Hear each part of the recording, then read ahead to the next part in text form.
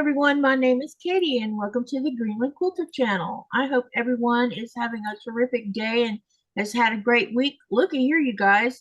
This is the last part of January. Can you believe it? We have already blown through January and that is just, it's crazy. Okay, so my second camera's not up yet because I'm having to wait on something with my phone. It's being weird. My phone is my second camera, put it that way. So I'm trying to work on what its problem is because I can't get it to turn horizontal for certain. I can't get it to turn horizontal on my Zoom with my, because I use the same phone every time I do this. So we'll deal with that. Okay, so here's what I'm going to do. While I'm waiting on people to drift in, I'm going to go ahead and say hi to the ones that are already here, but I'm going to talk about two channels here at the beginning while we're waiting on people to come in. And then I have some happy mail that we're going to talk about. And then Chaunda stepped away for just a second. And then I'm going to spotlight her so she can tell you about herself. And I am spotlighting her channel tonight. So I'm doing two channel spotlights tonight. I'm doing one on Chaunda's channel, or about Chaunda's channel, and I'm also going to do one for Mona Did What. So those two channels I'll be, and you're going to see me doing that over a period of time now, because I think it'll help y'all see the different channels there is out there. So that's what I'll do the first few minutes of the live, and then we're going to get on and start working and doing having fun. And hello, Janet. Hello, Happy. Hello to Cindy Good. Hello, Shirley. Hi, Patty G's here and Donnelly's here. It's good to see everyone. Jaja was here. She was the first one to say something earlier. She's at work though, so she said she's going to be missing the live. So okay, so here's what I want to do. I am going to share my screen. Like I said, I'm going to show two channels, so that you guys, you know, some of you will probably already know the channels, and some of you may not. But Chaunda's one of them because she's my guest, and the other is going to be Mona, because I'll be doing that probably for a while now, because we're trying to, this helps viewers find out about channels. Some will know about the channel, some will not. And the ones that don't know anything about channel, it gives them a chance to go over. And so what I'm going to do is I'm going to start out with Mona's, and I am going to share Mona's link in the channel as well. And then I'm going to go over and we're going to have a quick look at her channel. And then we're going to get on with the lives after I do Chaunda's. So in the channel, you guys let me know what you've been doing this week and how you've been doing, and, you know, all that kind of fun stuff. I hope everyone, what you've been doing this week, what you got planned for the weekend. Yeah. All right, let me spotlight real quick. And I know I sound kind of weird today. I'm a little tired, but anyway, let's do this two spotlights of the channels, and then we will get on with our live, starting out with Chaunda, introducing Chaunda again after I just talked about her channel. So yeah, let's just do this, and then yeah, we're gonna have some fun. Let's hope I don't. Okay, so the first one I'll share is Mona Did What. And someone on your chat window, let me know when you can see the screen that says, there's a description of Mona. Let me know you can see it. Let me take a deep breath. And I will get my other camera up as soon as I can figure out what's wrong with it. And Patty G saying, hi, Chaunda. Hi, Lori Clark. Hello, Helen. It's good to see you. Someone let me know when you can see the screen. And Helen says, hi, Katie and Chaunda. It's good to see both of you. I always enjoy what you both do. Have fun. Yeah, we click pretty good, don't we, Chaunda? I know. So easy to hang out with each other. I take it you can y'all see the screen? Should be up by now. Someone give me a heart and let me know you see the screen. I'm about to pull it up myself.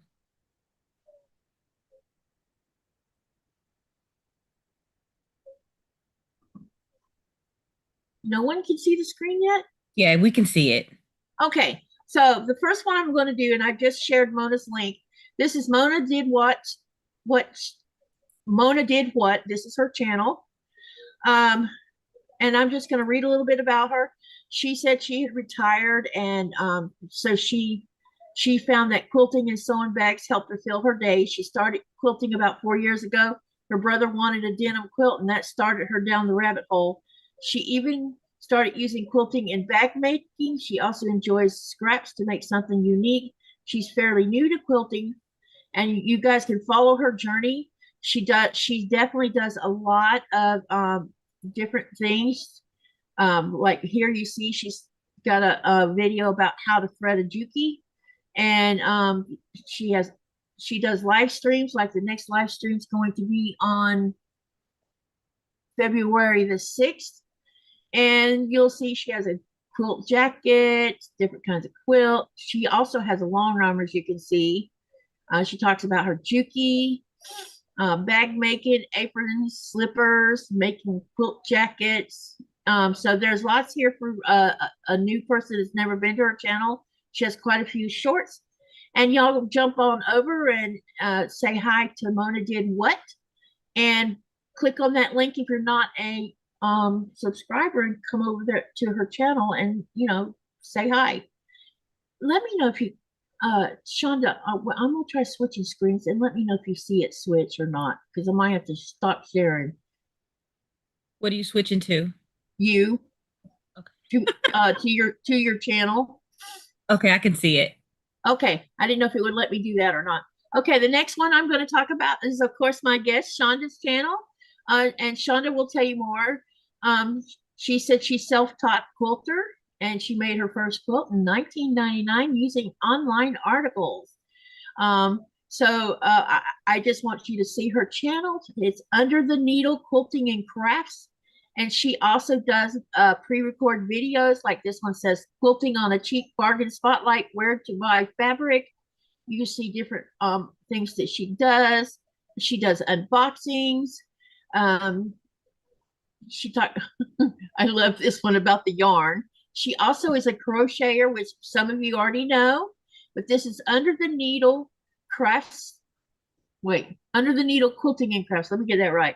And I'm going to share her link here in just a minute. But she's also a crocheter. She makes beautiful quilts. She has plenty of content here for you guys to come over. She's got some shorts. Like she went to QuiltCon. That must be 2024, right? Yep. Yeah, because that's where I met her, and she's a wonderful person. We all had a good time at QuiltCon because this is the first time I'd ever been. Was that the first time you'd ever been? It was. So some of us were newbies to QuiltCon, and it was a wonderful experience. I left there feeling very inspired because I saw so many things I knew that I realized that I probably could do. And she comes over to my channel quite often because I love sewing with her. Yeah, she's a wonderful person to sew. It's so easy. So anyway, this is my two spotlights for the channels. And then now what I'm going to do is stop sharing the screen. And then we're going to get on with this live. Okay, let me share Chaunda's channel real quick. Uh-oh, where'd my chat go? There it is. So let me share Chaunda's channel. And if you've never been over there, go over there and subscribe to her channel. And now what I'm going to do is spotlight her, put her on the hot seat. And Chaunda, tell us what you plan on working on today, and tell us what more you would like to share about your channel as well, because I think that's great for us to share each other's channel. So as for my channel, it's still in progress. I've got some projects coming up with Katie, so I want to see how that goes and then see what else I can fit in. Right now I am working on things. I'm just not really posting about it. I'm working on a sweater, like in the crochet world, in my crochet world, I'm working on a sweater that I'm really excited about. So that's been nice. I'm working on a blanket because I'll have a grandson coming at the beginning of June, maybe. So I want to try to get that done before he gets here. And I am in my quilt world. I am working on a kit that I got from the Open Gate Quilts subscription box. And so I'm going to be doing some cutting today because I need to cut a ton of squares, a ton of them. So I'll be doing that. And What else will I be doing? I don't know. What else? Well, we'll see. Right now, I want to focus on the cutting, and then once I get the cutting done, then I'll give you guys an update on what I'm going to sew on. I don't know what's going on. Oh, I know what's going on with this phone now. I'm so happy to see you here. Yeah. I don't think I've sewn all week, so I was actually looking forward to this. It's like when you don't. Uh-oh, I hear. Just turn the volume down on your phone or whatever other camera you're using. Because that's weird. Oh, I know what I did. There we go. Now I don't hear it. Okay, so anyway, we've been having a really good time sewing together, and we've got how long have we known each other now, do you think?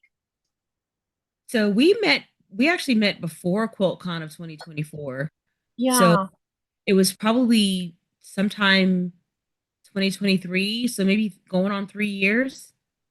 yeah, it's crazy how time has flown by. Can you believe that we are at the uh-oh, I lost the camera again. I can't believe the fact that we're already at the end of January. Can you? It's really going quick. I mean, I don't even know what happened. It's like we were at the beginning of January and now we're not. I hope I'm not making anyone dizzy, but this phone's giving me a hard time tonight for some strange reason. Maybe because I feel out of sorts. Who knows? Or the camera's saying, no, I want to be out of sorts tonight. So, hi, Andy. Welcome, welcome.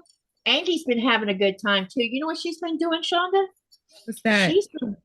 She's been going through her fabric stash because we have a project for the paid members that we're going to do together, like a little mini project that we're going to surprise everybody with when we get done with it. And so she started going through her fabric stash because the project that doesn't look right. The project that we chose is going to be, y'all are going to love it. All right. Now, I have something to share with you guys too. So, how's the weather your way? I wanted to find out if you're going to get another snowstorm. That's what they're saying for me. And I bet you're not too terribly thrilled. Yeah, I mean, honestly, I mean, I get to work from home. So when we get snow, it really doesn't bother me. I honestly prefer to get snow like on a Monday or a Tuesday so I can be off all week. Most of Yep. our snow is gonna come on Saturday. So I'll probably get to work from home maybe 2 days. So that'll be good. The kids probably, I mean, depending on how much snow we get, it's gonna be so cold here that nothing is gonna melt. Yeah. So if we do get snow on Saturday, there's no way the kids are going to have school on Monday or Yeah, I'm Tuesday. wondering about Thomas and Blaze if they get similar weather.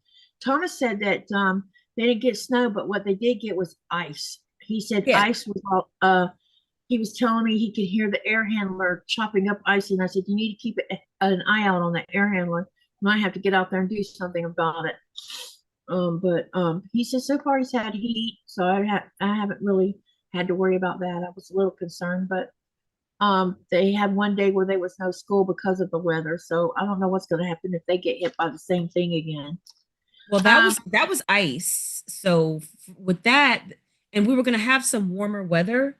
So even though we were getting the ice, it was going to warm up into the 40s and stuff like that, which made we weren't really concerned about the roads.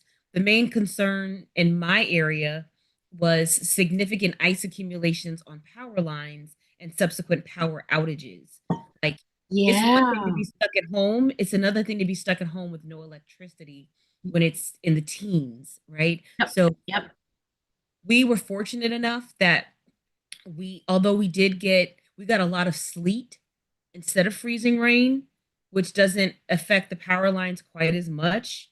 So we ended up being okay. The kids went back to school yesterday. They were out for 2 days.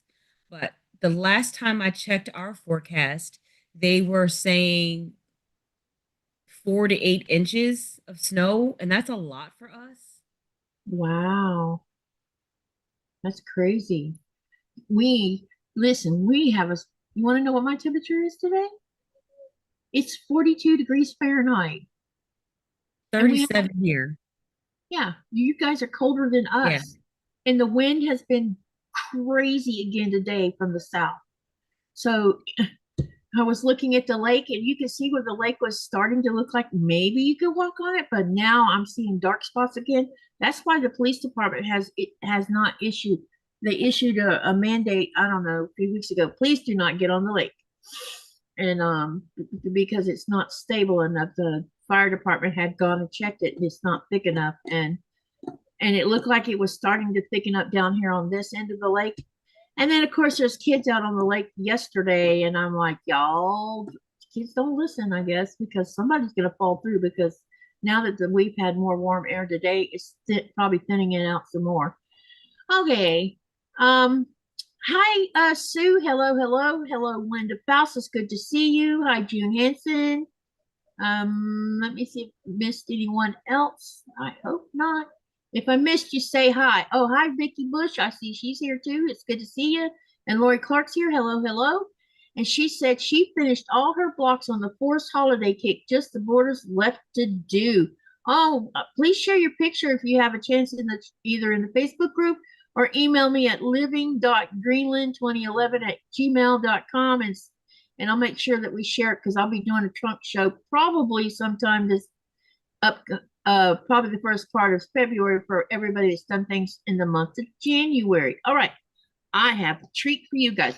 I got Happy Mail, and one of them is from one of the channel viewers here. Her name is Janet, and I've already cut open the package. Both of them's been cut open so that I don't have to waste time trying to fight for the bag. So this is from Janet, and what I'm going to do is I'm going to pull out. And this she sent this. This was sent. Is there a date on here? December the 8th, and I just got it today. No, actually, it came on Friday, but I didn't go pick up the mail. No, wait, today is Thursday. I'm sorry. It arrived on Monday, and I just got up there today because the weather had been so bad the last few days. I don't like going out in the wind because it causes breathing problems. I don't know why, but it does. And hi, Lori Clark. All right, let's see what we got in here. So this is a Christmas gift that she sent, and pretty Christmas card, and it says Silent Night. And then I'm not going to read this to you guys because this is private, but this is what the card looks like. And basically it says, she will bear a son and you shall call his name Jesus, for he will sure save his people from their sins. Matthew 1:21. Starting with you or sharing with you the glory and the wonder and the miracle of the holy season. Merry Christmas. And this is from Tom and Janet. Okay. But yeah, she wrote me a letter, but I'm not going to read it to you guys. I'll read it later. All right.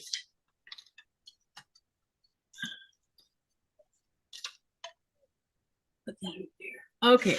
So we have this in it.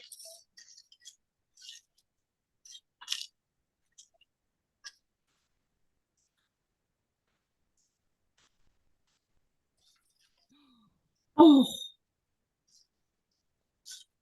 Janet, are you there? Look, you guys.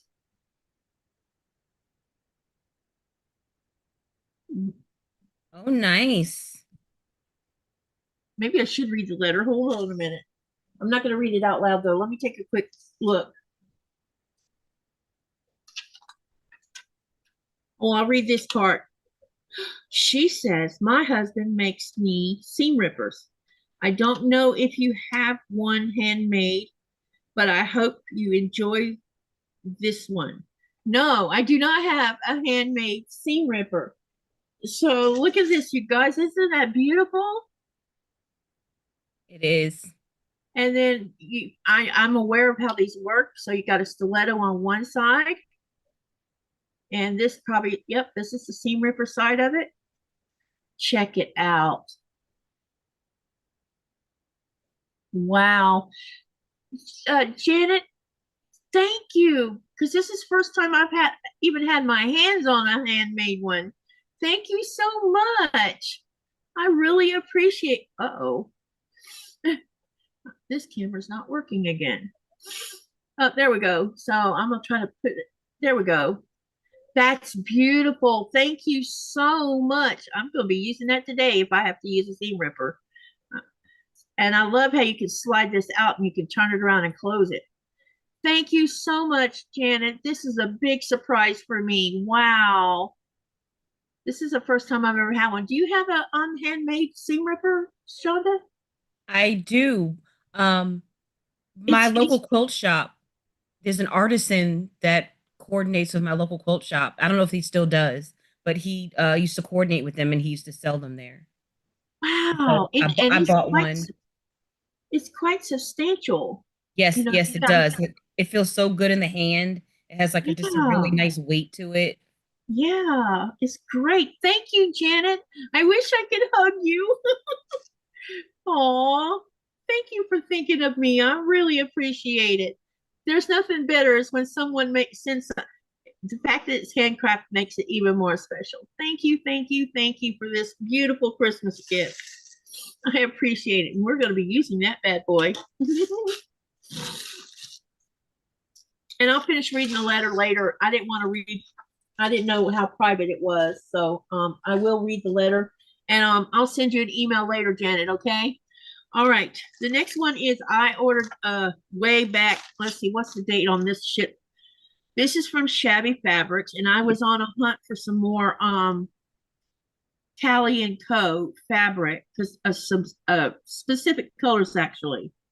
Now this has 12/23 on it, but I know for a fact that they started mailing this out earlier in December, but they covered because it had to go through a Cyndia first, and it's hard to pull the label off when you want to look to see what the original ship date was. But anyway, I ordered some half yard pieces. But first of all, this says it begins in. They have a so long. It's starting or already started. Looks like because we're almost at the end of January, and this is called the most wonderful time block of the month. And this is through Shabby Fabrics. And here's the back. So it looks like there's applique. Let's see what it says. So it's a block of the month, and they have a coordinated backing. See every detail at shabbyfabrics.com. Don't forget the 11-piece thread sit kit if you want that too. But it's called the most wonderful time the most wonderful time block of the month from shabbyfabrics.com. Okay. Now, and no, I'm not an affiliate, so I'm not going to get anything back on that. All right, let's have a look at the specific Tally and Co. I ordered. I ordered this color because this is I'm doing a stitch it kit with some of this, and I wanted to add a couple of extra things to my little quilt I'm working on. I ordered this.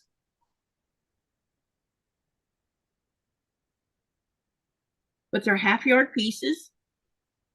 And this one, I like this one a lot. And the camera doesn't really do it justice. This camera does, look, see? Beautiful color. And then I ordered this color green. No, this is more like it's not green because I ordered, see, you can see there's two different, it's more like a blue-green. Wouldn't you say, Chaunda? I'm on a live and your grandmother is I'm not sure what color that is. See what she wants, please. I can't hear you.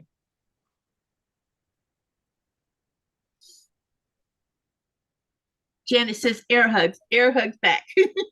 So anyway, we got this color. It's like a blue-green. I'm sure there's a name for this. And then we have this, I want to say lime green, maybe. Okay, so there I had ordered 1, 2, 3, yeah, 5 different colors. And you probably noticed that I have 3 different greens here going on. Got this green, blue green, and then this is a different color green. See here? But the camera on the laptop is showing these 2 to be the same color, but they're really not. And under this camera, let's see what that camera, if it'll catch up with me. Yeah, you can tell the difference. This one's much lighter than this one. So that's what I got also in the mail. But yeah, my highlight of the day was, my highlight of the evening here is that new seam ripper. It's beautiful. Thank you. Thank you. All right. Chaunda, what did you say you were going to work on today? I'm going to be doing some cutting for a quilt kit that I'm working on. Let's see if I can show you guys this is the fabric I'm using here. Oh, you're working on strips. So I've already cut the strips, and now I got to cut the strips into squares, and then I have to prep the background fabric and cut that as well. But I don't know where I'm messy as usual, so I don't know where my pattern is. I need to find it. Yeah, I was about to ask what you want to work on today. I mean, the pattern, what it looked like.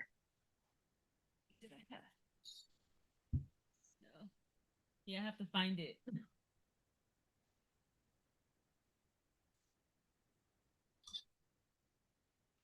All right.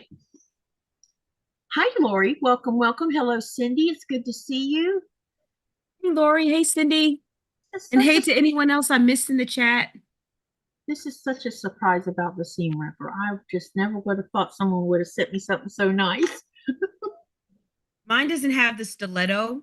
Because at the time when I bought mine, I wasn't using a stiletto. And even now I still don't. So I just got the seam ripper, but mine is pink. Oh, I like your color too. That's really cool. I like is it purple or blue? Yeah, it's purple. Yeah, I figured it was. Color. Yeah, my favorite color. It I shows remember blue on my monitor. It shows blue, but I figured it was purple. But up here, even up here, because it's the ring light, I think that causes it to look blue.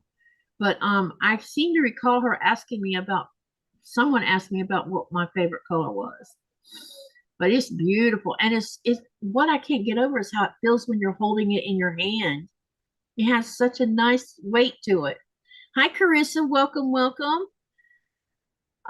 Cindy says she loves shabby fabrics, such high quality products. Hello from California. Hello, Cindy. And Lori says, hi, Katie and everyone, lurking while cooking dinner. What you making for dinner? Carissa says, afternoon, Katie and everyone. It's good to see you, Carissa. Happy says, very pretty. Lori's putting up purple hearts. Thank you. All right, what am I going to work on? As you know, you probably noticed by the thumbnail that it looks like I'm going to be working on my Star Climber. I am, because Sunday, Sean and I are going to put our project to bed. I probably won't have mine finished, but what set me behind is I could not find my Star Climber papers. And I'm going to tell you what, it was bugging me and bugging me and bugging me. And I went through everything that I have sitting on the sofa behind me, that, everything I got going on behind me. Couldn't find it there. Then I looked in there in the cutting table area, not there. And I'm like, I could not have possibly accidentally thrown those 2 packages of because I had 2 pads of them. And then I noticed that there was a plastic tote over here where I had stuck it in between the sofa and the wall. And I had something sitting on top of the tote, so that's why I didn't really pay attention to it. So I took what I had sitting on top of it off, and guess what was inside the tote? The Star Climbers that I've been trying to find for the last 2 weeks. And now I'm gonna make sure and this is what I was looking for. I couldn't find this, and you can't finish the Star Climber without it. So anyway, what I've already started doing, I started working on it yesterday. I am currently, this is foundation paper piecing. And yeah, I'm going to keep on working on it tonight, and then I'll get them sewn to get up. I'm making several at the same time right now. And then you're going to watch me um, put them together. And we'll just keep on doing that. That's what my plan is for today. So it's going to be a laid back show, and me and Chaunda will be talking. And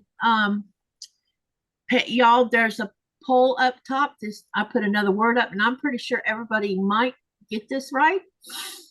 All right, so here's the poll question, and so far we have 34 votes. What is the modern equivalent of the word abide? And option 1 is flee, option 2 is eat, option 3 is tolerate, and option 4 is ignore. So in about an hour, I will give y'all the answer. Hey, Andy, did you find what you were looking for with the fabric yet? Let us know. Y'all, I'm super excited because we've got this cool project that we're going to do for the paid membership. And I think everybody's, for the most part, there's several going to do it. There's a couple that's got too many things on their plate and they won't have time for it. But I'm trying to do something with the paid members so that, you know, I'm paying it forward kind of thing. Andy says, yes, she did. Oh, I can't wait to see what you found because I'm looking forward to seeing it. All right, so let's get sewing.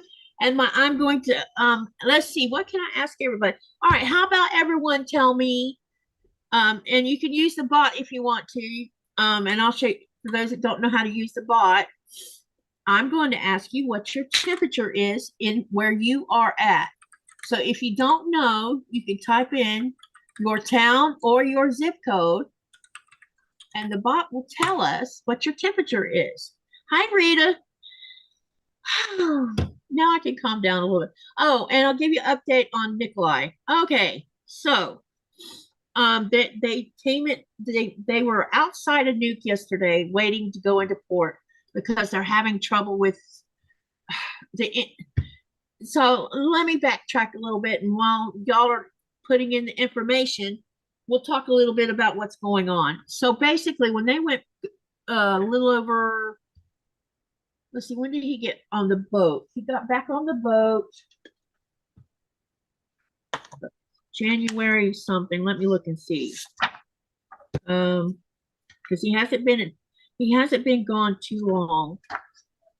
I'm thinking only.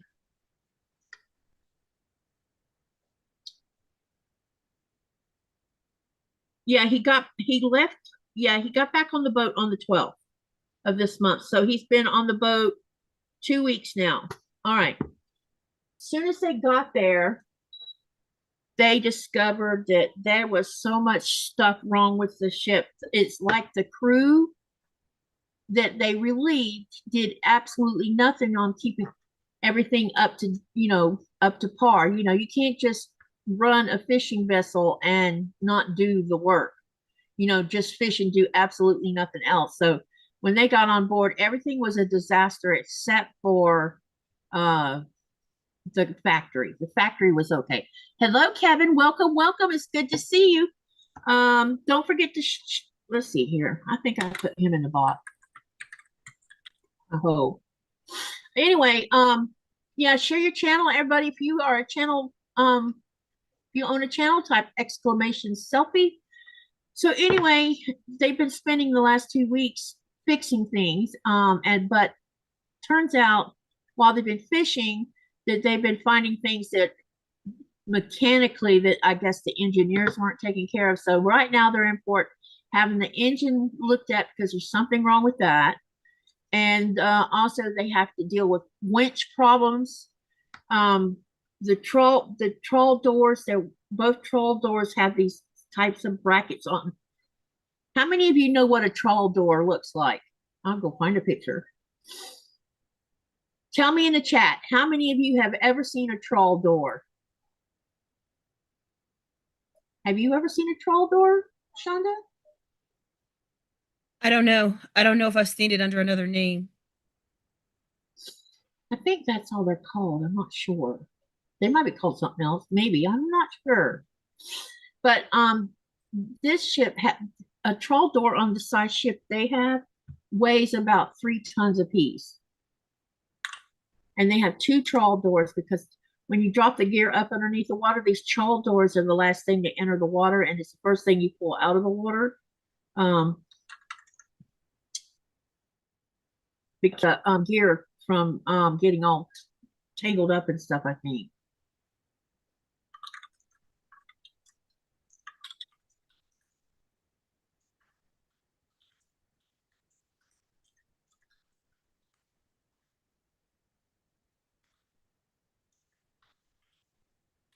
So hang on, I'll tell you what, I'll show you a picture and then explain. So a trawl door, or some people call it otter board on a shrimp trawler, is heavy, hydrodynamic wing-like device typically constructed of fixed steel or sometimes wood attached to the sides of the shrimp net. Their primary purpose is to use water resistant, which is hydrodynamic force, to spread the mouth of the net horizontally, keeping it open to maximize the catch of shrimp. And let's see if I can find a trawl door picture.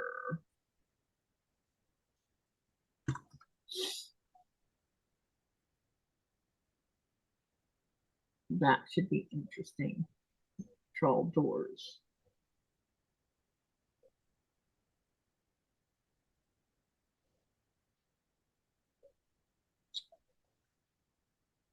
Okay, I'm going to share the share. I know this. Some of this might be boring for some of you, but I know some of you will find this interesting.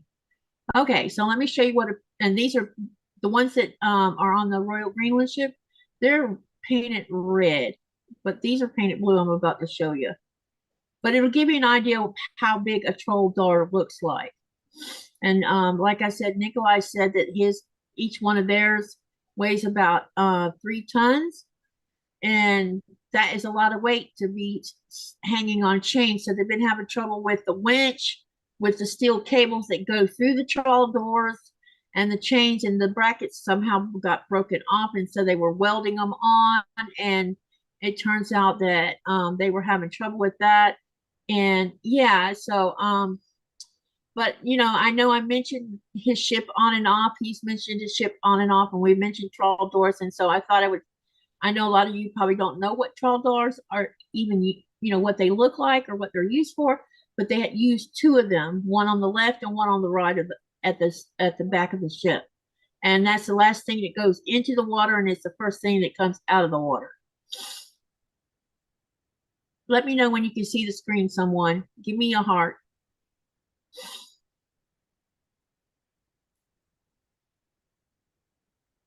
Hi, Lori. All right. Hi, Sandy. She says, hi, Katie. It's 55 degrees in Mobile, Alabama. Can y'all see the picture? Let me know. And then I need to backtrack because they're answering my questions I asked. We can see it. Okay, these are trawl doors. There's different types apparently. Man, that looks like a big one. I'm not sure which one that Nikolai has. His looks a lot like this one, this type 4 one. But it might be the type 11. I'm not sure. But that's what a trawl door looks like. And they're made of steel. So can you imagine? I stood in front of one, and the pictures don't even really show you how big they really are. But when you stand in front of one, it's pretty freaking big. It's probably as tall as you are. So that's what a trawl door is. And so there's the issue with that. There's an issue with the crane, because the crane is what is used to do certain things. They have all these steel cables and chains that run in and out of the back of the boat. I do have a couple of videos on my YouTube channel that you can actually, and I'll put the link and it's a script down below the live link later. If any of you are interested in looking at it, you can go look at the video and see how the gear gets pulled out of the ship. So anyway, they're in port. Nikolai's not sure how many days. Hopefully they'll get to go back to sea and not instead of getting sent to Denmark. There is a potential chance of that happening. And if it does happen, that means no fishing. And that means no fishing income, which is not cool. So y'all say a prayer for the ship and let them get things resolved in port so that they can go back and fish. Okay. Let me see. All right, we're going to backtrack the chat for a few minutes because people were answering my question about their weather. All right. FYI, this is what I'm working on. Oh, that's pretty. That's an open gates pattern, right? Mm-hmm. That's gorgeous. Is it going to be a pretty simple pattern, you think? Yeah, it's literally all just squares or snowballed corners. Oh, okay. That's it. So but there's just a lot of them. There's maybe, I don't know, 300 or 400 squares and snowballed corners. So, Wow. and then there's the organization part of keeping the fabrics together and the layout. This is going to be a long-term project for me, like leaders and enders and stuff like that. I just kind of want to get it all cut out. Yeah, that's a good idea. Very good idea. Look at here. The bot says that it's 46 degrees here in my town. The wind is blowing from the east at 23 miles an hour. And the current humidity, look how low the humidity is, 29%. Rita says, woohoo, I have all 20 dressed in strips. Girl, you are rolling it up. She's on because the project we're going to be doing is addressed in project, Chaunda, but it's going to look really cool. I'll have to show you off camera what it looks like. If you guys see me turning around, it's because it's freezing in here. And so the heater is over there. And so if you see me turning around, it's just because I'm trying to get some heat. Oh, I'm sorry it's cold down in your room. It's been cold all day. I've been down here all day because this is where I work. So wow. Let me see here. Sewing Wolf, where she's at, says Plainville conditions are 20. Wow, you guys are colder than me. 20 degrees in Plainville. The wind is is that New blowing from Jersey? the west. Huh? It's Plainville. Is that New Jersey? I Where's don't know. It just starts with the zip code starts with a zero. So does that mean somewhere in Oh, the that's New up England? north. Yeah, that's up north somewhere. Yeah, so it says weather for Plainville is clear with temperatures of 20 degrees Fahrenheit. The wind is blowing from the west northwest at 7 miles an hour, and the current humidity is 44%. Janet, she put hers in, and weather for Pekin or Pekin. I don't know how to say that. Conditions are sunny with 18 degrees Fahrenheit. Wow. Wind from the north at 5 miles an hour, and the humidity is 49%. And then Cindy put in her weather, and it says weather at Eagle River. Conditions are partly cloudy with temperatures at 20. You guys are cold. 24 degrees Fahrenheit. Judy Smith says there are 31 degrees and it feels like 27. Andy says it's 44 degrees where she's at. Rita said, let's see, I do not often do this part, but okay. She's sharing her channel. Thank you, Rita. Lori says in Newmarket, Ontario, it is, ouch, minus 17 degrees Celsius with a wind chill of minus 25 degrees Celsius. Later tonight, they are expected to feel like minus 30 degrees Celsius or lower. That's cold. And I will see what, I'm curious. Let's see what minus 30 degrees Celsius is in Fahrenheit. Because I bet you that is just, oh my gosh. Oh my gosh, that's cold.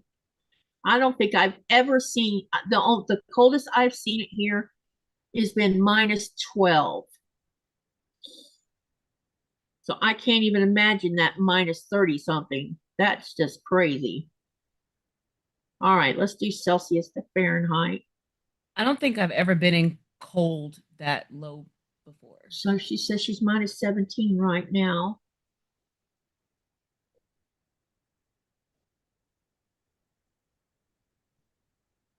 This says 1.4 Fahrenheit. 1 degrees? Wow. Oh my gosh.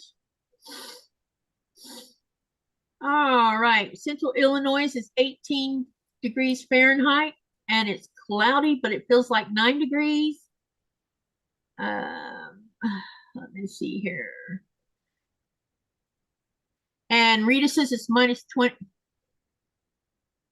Oh, minus 22 Fahrenheit. Gotcha. All right, not where she's at. She's answering my question. June says it's 20, but it feels like 13. We are going to get down to minus 20 tonight. Wow. And she's That in is Iowa. cold, ma'am. You That is guys are cold. all going to be freezing your little tissues off. Yeah. Oh, that's just crazy. I Wow. mean, it gets cold in North Carolina. Like we have weather where it's in the teens and the 20s and the 30s, but usually not so many days in a row, right? We'll get that cold, but then it'll bounce right back. So for us to have sustained cold like this, it has been rough. Do you know you're going to get another one in February? Um, I would think so. Yeah, so here's what's happened because we got all this warm air going on here.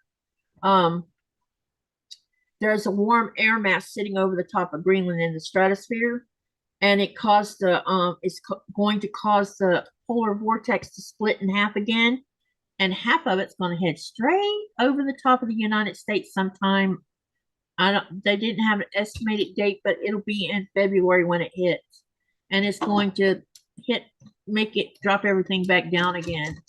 And I think Europe is going to also experience the same thing because the other half of the vortex has got to go somewhere. So yeah, there's going to be some very unhappy people freezing their butts off. I mean, I think honestly the extreme cold is what's keeping the snowfall limited. Yeah, Um, definitely. as Um, the because initially we were supposed it wasn't supposed to be. I think right now we're forecasted Saturday for like 25 degrees. It was like 30. And yeah, so since that temp has fallen, our snowfall accumulations have changed as well. So I'm like, I don't think it can snow when it's that low. yeah, when it gets too cold, it can't snow. Yeah, because It gets I stuck up noticed there. here. Yeah, I noticed when we're going to actually get precipitation, or they say it is, the temperature rises and gets right around the 31 to 32, sometimes 33 degrees for it to Mhm. snow. And then once it's finished snowing, then the temperature drops like a rock. Correct. So I think that's why we've gone from expecting like 8 inches down to like now maybe 4 or 5. Yeah. So we'll see what happens. We'll know more tomorrow. Listen to Rita. Rita says, so I guess I am not going to say we are fixing to, you notice she says, I'm not going to say we are fixing to get below 80-degree Fahrenheit by the end of February or beginning of March. We start with what? In March? Triple digit temperatures in March? Oh my That's God. too warm. I'm That's too sorry. much. Yeah, that's too much. Yeah. At I could not at live least we there. get to July before we get to triple digits. Yep, yep. Where are you at, Chaunda? Here in Texas, we have had a week of low temperatures. Not used to it, says Weather Reed. And hello there. What's your first name? I am in Eastern North Carolina. And so, like I said, we do get cold weather like this. We do occasionally get slow snow and sleet and ice. It's just we don't normally have sustained lows of like in the teens. Like for us to have 2 weeks, basically, like because it'll get really cold here. Well, it'll cold for us. It'll get cold, and then you'll just have a random day where it's like 50, 60 degrees, then it'll go back to 40 and then it might drop down again, but then it comes back up. But it has been like consistently cold for like 2 weeks now, and it is brutal. It kind of makes you wish you had warmer winter clothes, doesn't it? No, I mean, for the most part, if you're not out too long, like if you're just going from like the house to the car, it's, you can handle that. I don't have to be outside for sustained periods. So Yeah. Pam, let's see. Rita says, Pam, I can handle the hot temps better than the cold. And then Shirley says, we will get snow in single digits. Typically, it will be very light and blows around. And then yeah. Billy says, I am close to Dallas. We have been iced in till today. Ouch. Being iced in is not good either. I went to pick up that mail today, and because we have all this snow that's been melting, and then there's areas like in front of the store that has thick chunks of ice. And I'm glad I wore my new boots, because if I'd have worn my worn out boots, I would have fell on my butt. Which I'd rather not do because that messes up my back. Well, yeah, Katie, I think it's better off for all of us if we avoid falling. Oh, ice is ice is tricksy. I'm too old to fall at this point. Yep. Like any fall on the concrete is going to be pretty much catastrophic Yep. to my body. So It's like fall. Oh, you fall down, and if you fall in, on ice, you can't get. You basically, it's embarrassing because some people have to come help you get up off the ice, because it's not simple trying to get up from ice. It's just not simple. And then if you have problems with your back like I do, that makes things even worse.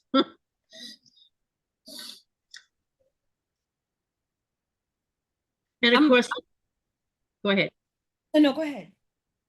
I was just going to point out, and of course, your feelings are hurt because it's embarrassing because you hit the ground. My husband's, he'll say, just don't think about it when you're walking on it. I said, that's easy for you to say. You grew up on this kind of stuff.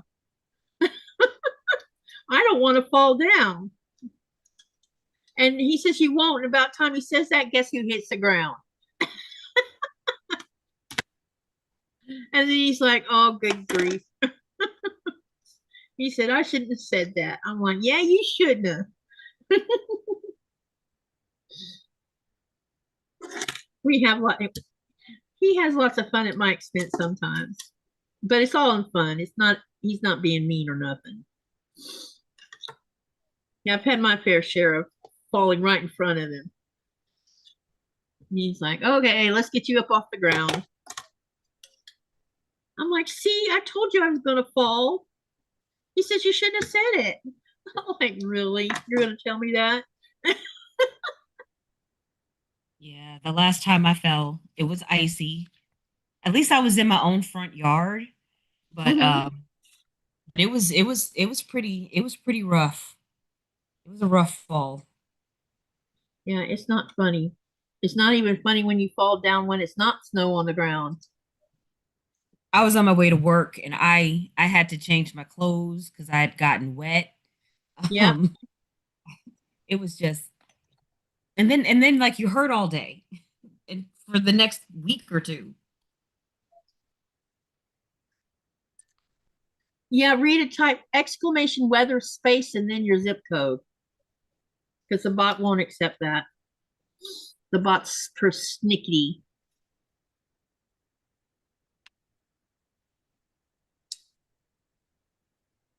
Rita says, I fall all the time and there is no ice, haha. Yeah, I know.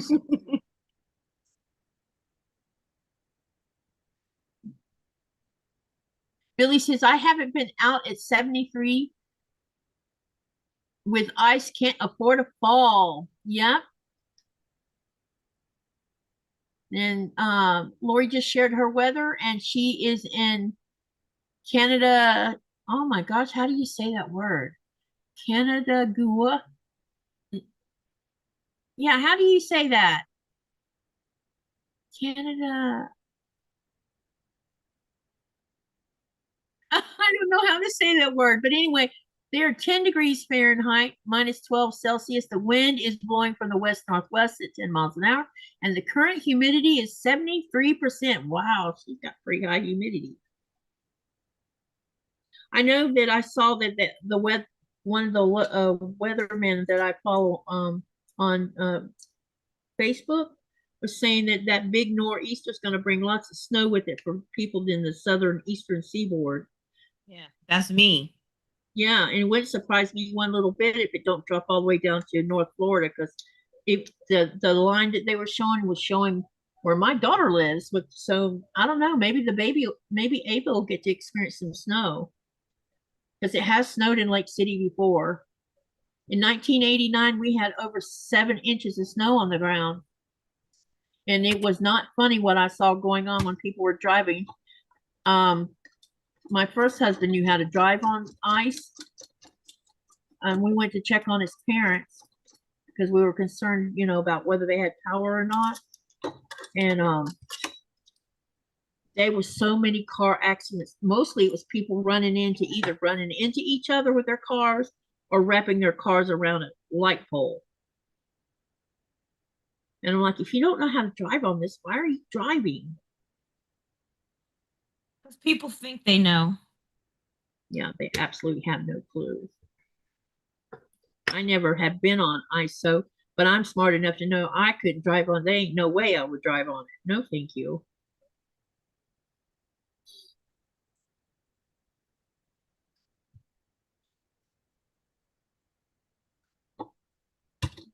But he did because he was stationed in Germany for several years when he was in the army. And so you know, you basically when you live in another country that has that kind of weather, that's one of the things you learn to deal with.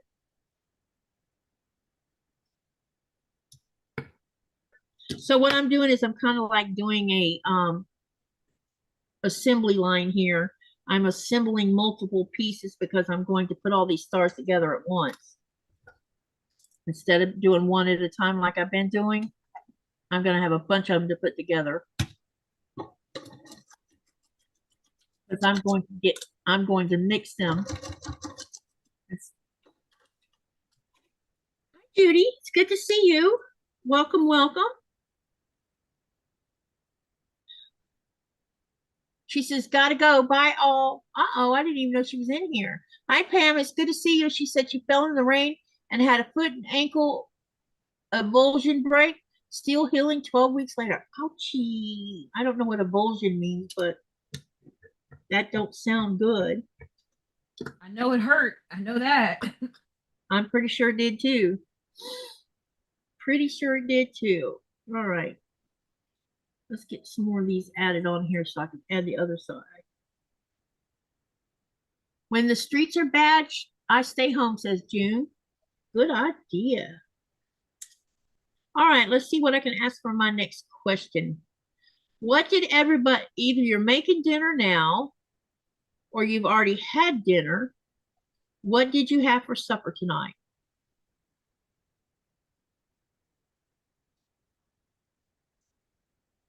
What did you eat tonight? What you got anything cooking in your kitchen? Me? No. Yeah. No, I did not have time. Yeah, same here. I haven't eaten anything either. And I realized I finished off the soup, so it's like, uh-oh, I'm gonna have to make something else. Yeah, I just brought down because I didn't eat lunch today. So I just brought down a protein shake and I've got some tea to get me through this live. I did get a hot meal from Bruce while I was up there picking up mail. I brought that home and that was for lunch. Hi, Nina. She says, hello, Katie and Chaunda. Hey, Nina. Lori says, look up yak tracks for ice. Yak tracks. I'll have to write that down. Yak tracks. That sounds interesting.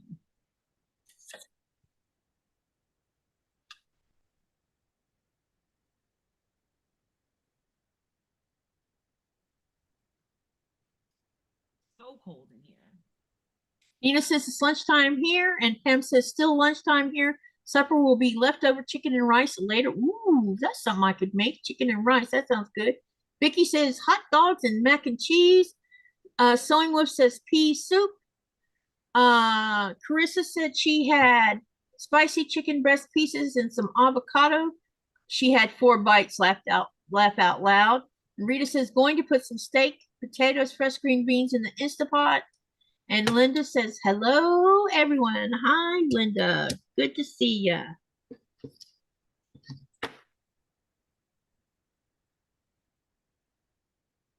Shirley says it's only 1:40 in the afternoon. No idea what's for supper yet. Yeah, that's right. You're 7 hours behind me. And Pacific time is 6 behind me. So yeah, lunchtime for them.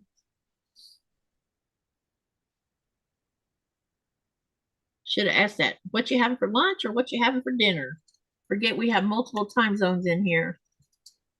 All right, let's see here. Let's do this. You don't have to share where you live. Just tell us what time. Tell us in the chat what time zone you're on. Let's see where the biggest majority of people are at. It is 5:40 my time. I'm on the eastern United States coast. Yeah, and I'm Greenland time, and so I'm 3 hours ahead of Eastern Standard Time. So it's 8:40 right. Wait. Yeah, 8:40 p.m. right here. So tell us what time zone you're on.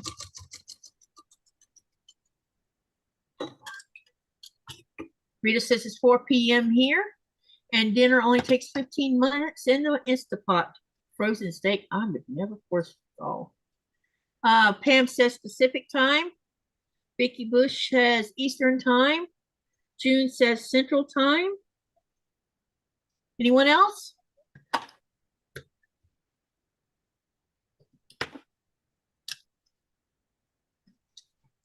Nina says California Pacific time. Rita says time zone is Mountain Standard. Carissa says it is 4:40 p.m. here. So she's on the same time zone as Chaunda.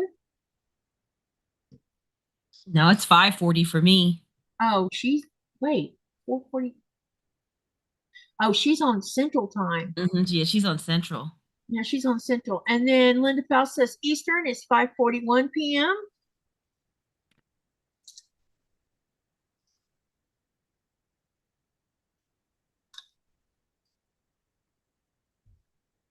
Rita says, or I can say that it's always Fabric Standard Time. Oh yeah, that's a great idea. Let's name it Absolutely. Fabric Standard Time.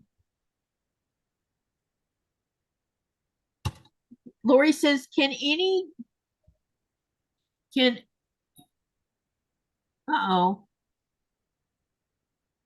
Canada is GW means the chosen spot. Wait, she's pronouncing it can and they wa. So is that G silent? The chosen spot. Oh, that's cool. And I just butchered it, I'm pretty sure. Hi, Asa. Guess who's in the channel?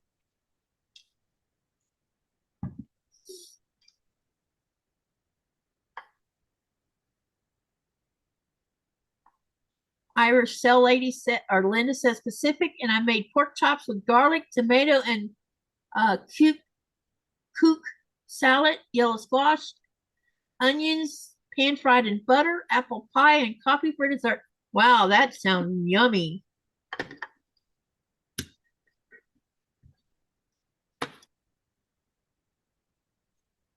Asa, did you get some food? If you did, what did you end up getting?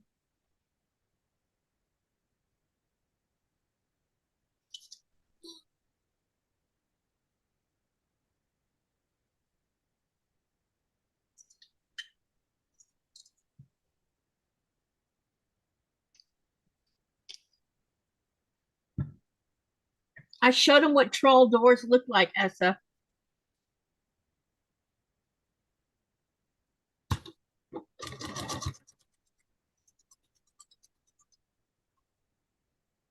He says yes. What did you get? Did you get pizza or that's not, oh my gosh, he went to the store. He got cup noodles. Oh. And, hey, honey, look. This is what Janet sent me.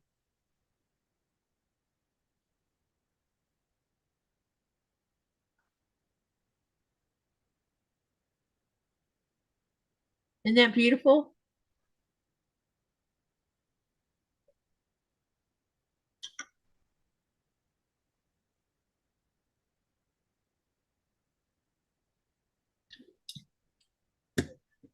Babe, what's the temperature up there in Newt? It's 46 degrees down here in our town.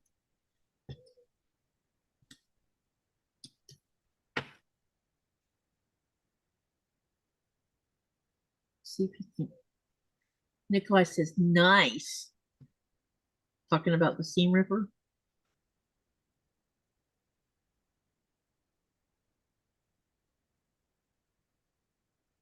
Katie, what is on the. Oh, it's a stiletto.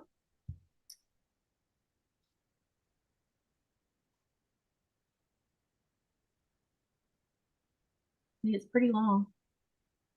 I use the stiletto when it's sometimes if I have like a bulky thing going through the sewing machine and it doesn't seem to want to move and I don't want to stick my finger down there, I'll use it to help guide it through the foot.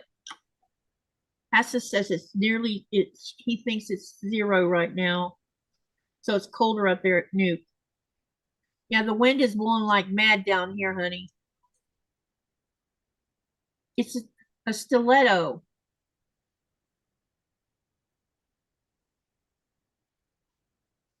It's like, oh.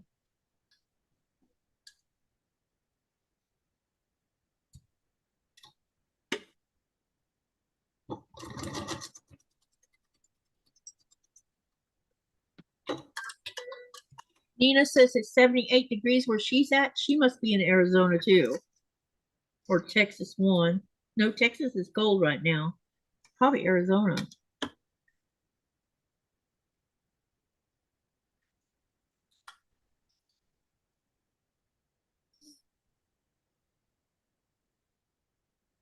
I need to turn the iron on.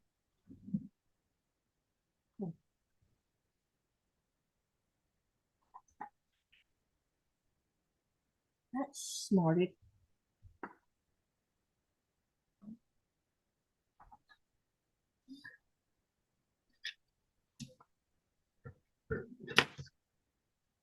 Okay, we got all those done. So now I'm going to start putting the other side on. So now let's get a mixture of these. Some okay. All right. Let's see what color I want to use.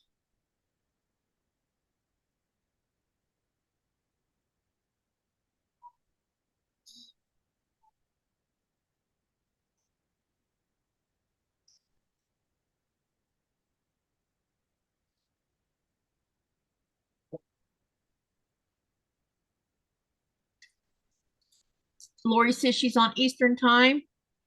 Billy says Texas is cold with a chance of colder tomorrow. Nina says California. Oh, you're warm in California. Got you. Wow, that's crazy. What are you in Southern California, Nina? Gotta be. Because it sounds like it might be where you're at.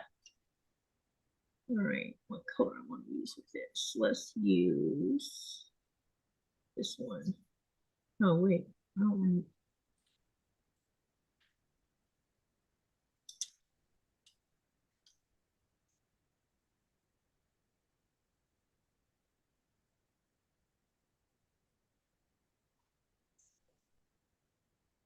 All right, let's ask another question. Let me see here. What do I want to ask? She says yes. So that's why it's warm. So it's actually warm there. I've been meaning to ask my daughter what her temperature is in Hanford because she lives in Hanford.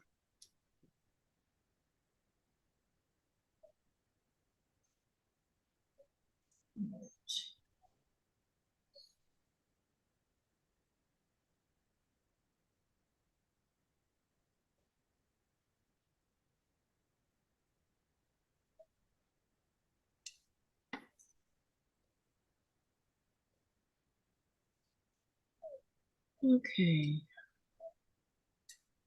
I might have to start using some of these, looks like.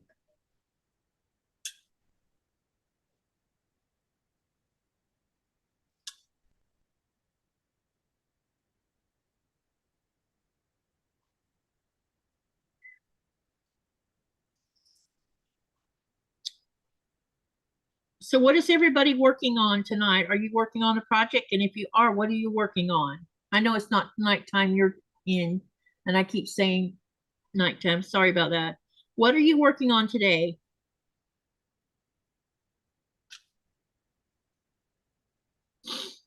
Tell us what you're working on.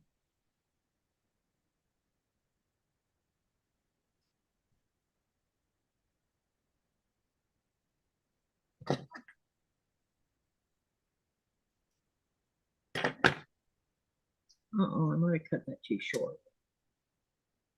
No, it ought to be all right.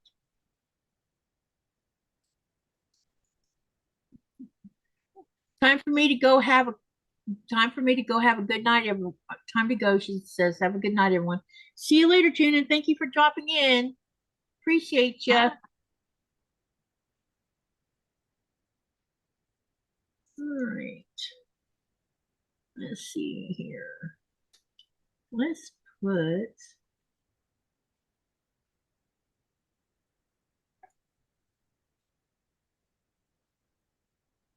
this one.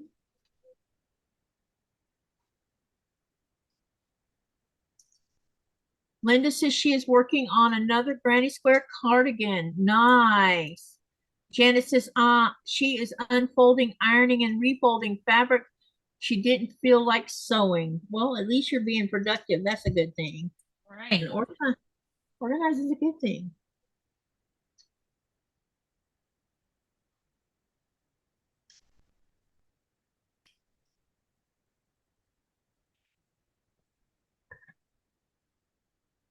Pam says she's straightening the living room and doing paperwork. And she's got tears coming out of her emoji.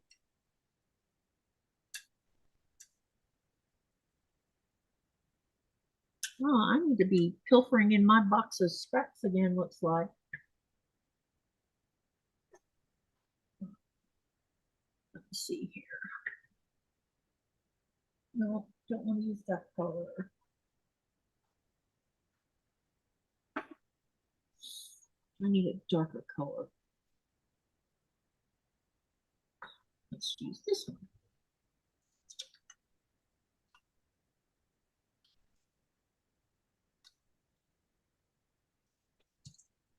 Carissa says she started cleaning up her craft room but got distracted again, and now she's scrolling, or doom scrolling, she called it. Working on Rita says working on bugging Katie. Does that count as working on something? Absolutely. Absolutely. Whatever makes you happy, Rita. And you know I love you because I love it when you give me grief. It took me a while to figure out if she was joking or if she was serious. Humor is so hard for me. She knows that. That's why she likes picking on me. Ain't that right, Rita? Oh, Linda says she's been laying out a big jib for a boat. Muscles are sore, but I want to get the last of the borders on her New York beauty. I can't wait to see your finished New York beauty, Linda. I think it's going to be wonderful. Oh, I missed that part where she said, Rita said up above working on, not sure, haha.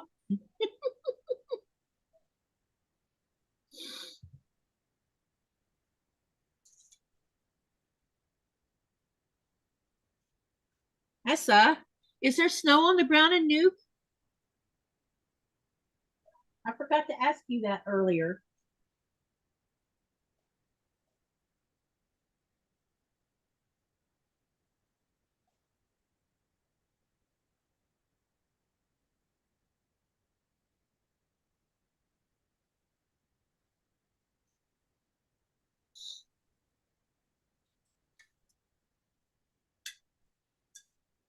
And Rita says, ha ha. Okay, what do I want to ask next? Okay, here we go. He says, yes, there's snow on the ground. What is your favorite sandwich? You can only list one. Tell me in the chat what your favorite sandwich is. We're going to talk about food a little bit because that's always a good sandwich. Bacon, egg, and cheese, hands down.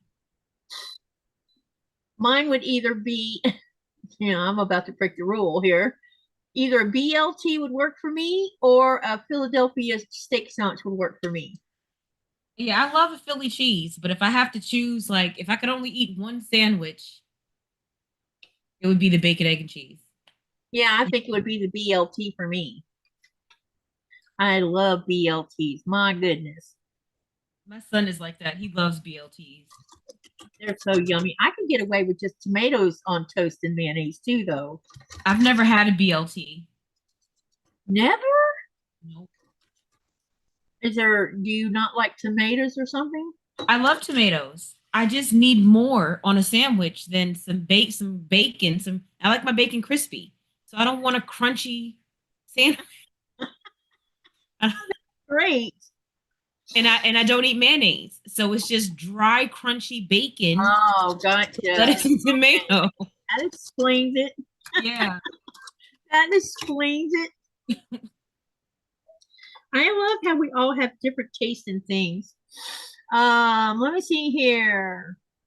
Rita says, I'm not a fan of sandwiches of any kind. Linda says, peanut butter and jelly. Ooh, I like that too. If it's grape jelly and peanut butter, yeah, give it to me. A PB&J. I like a good chicken panini. Mm-hmm. Come on, you guys. What kind of sandwich do you like?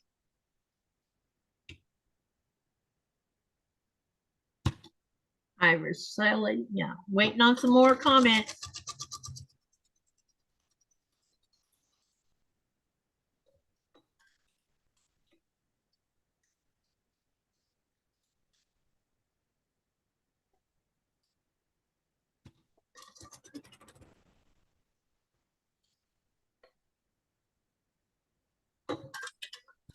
Rita says, it is a waste for me to make a sandwich as I take 2 bites and she's full. Sewing Wolf says, eggplant parm.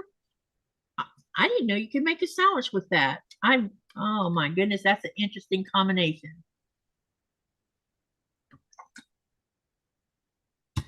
Shirley says, BLT or egg sandwich.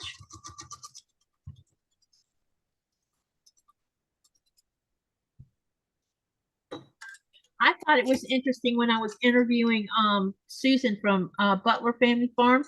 She likes tuna fish sandwiches. Me too. That was her favorite sandwich. I like tuna fish sandwiches too, though. Tuna on toast with a cup of coffee. Yeah. Love it. You see what Nikolai said? Less rabbit food on mine. He's eaten more green stuff since we've been married than he's had his entire life. I like my sandwich packed with veggies. Like I want lettuce, tomato, red onion, cucumber, spinach. Yep. Nothing pickled. No pickles, no banana peppers, none of that.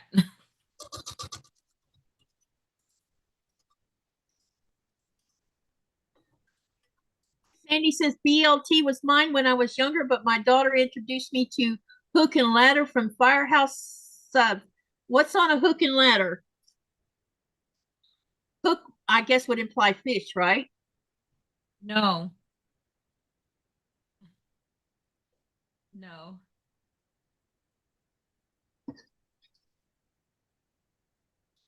I need to go. Yeah, this one's fine. What is a hook and ladder? Carissa says she can't eat bread. Janet says a BLT wrap with lettuce, no bread. That's a good idea. Wrap it with lettuce. Sandy says, yeah. Cheryl says, hi everyone. I whip up my favorite sandwich, which is deli turkey, sliced green apple. Wow. Brie cheese, Loganberry jelly on toast, and that there's nothing better. What's Loganberry jelly? What's in that? And then Lori says, Firehouse subs are awesome. You know, that's something me and Nikolai have to try the next time we go to the States. I don't know when that's going to be, but yeah. I'm one of those weirdos that doesn't like Firehouse. I don't like Oh, it. And I think it's, I don't know, I think I'm just a sandwich snob because I was born and raised in New York and we had so many delis and I'm just used to like a mom and pop deli sandwich. So when I go to some place like, you know, Firehouse, I'm like, no. yeah. I can't get over how much Subway has changed. When I had a Subway when the last time I was in the States, and it's just not the same as what it used to be. I've never liked Subway. I like Never. I like their meatball sandwiches. I do not like Subway. Never have. Oh, that's Never. interesting.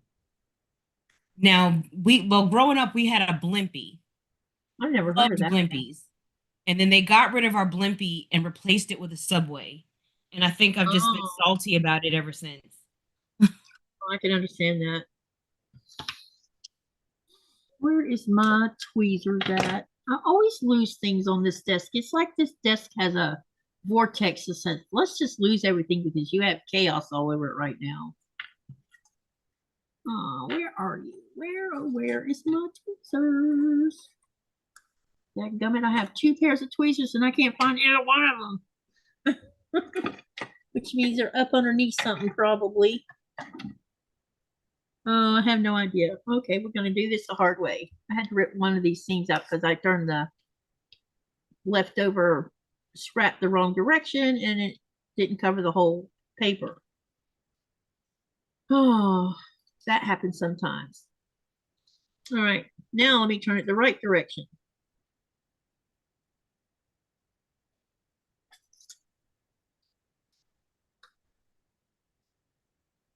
Good thing that this doesn't have just one side on these petites. Did I just join the sub shop talk? We're talking about sandwiches, Raven. What's your favorite sandwich, Raven? Loganberry is a jelly you can find in store. It is sweet. You can use your favorite kind. Huh? Oh, Loganberry is just a jelly you find in a store. It is sweet. You can use your favorite kind of jelly. Okay, gotcha. I will say, like, I don't like if there's meat on a sandwich, I don't want like anything sweet on it also. I don't like the sweet and savory mix a lot of times. Yeah, I don't know. I'm so weird that like I don't know, my taste buds are different than normal yeah. people. Billy says,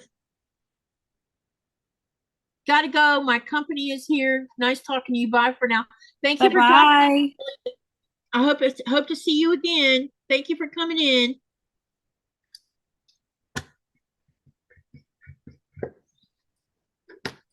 I'm gonna get to try out my alpha clippies. Hey, guess what I did? I bought the December Sew Sampler box. Did you?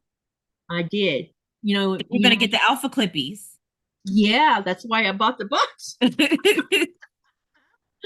That's why I bought the box because it wasn't just about the clippies. It was something else in there that I saw that I wanted. So I'm like, what's the, because I don't have a subscription, as you know, because I stopped it a long time ago.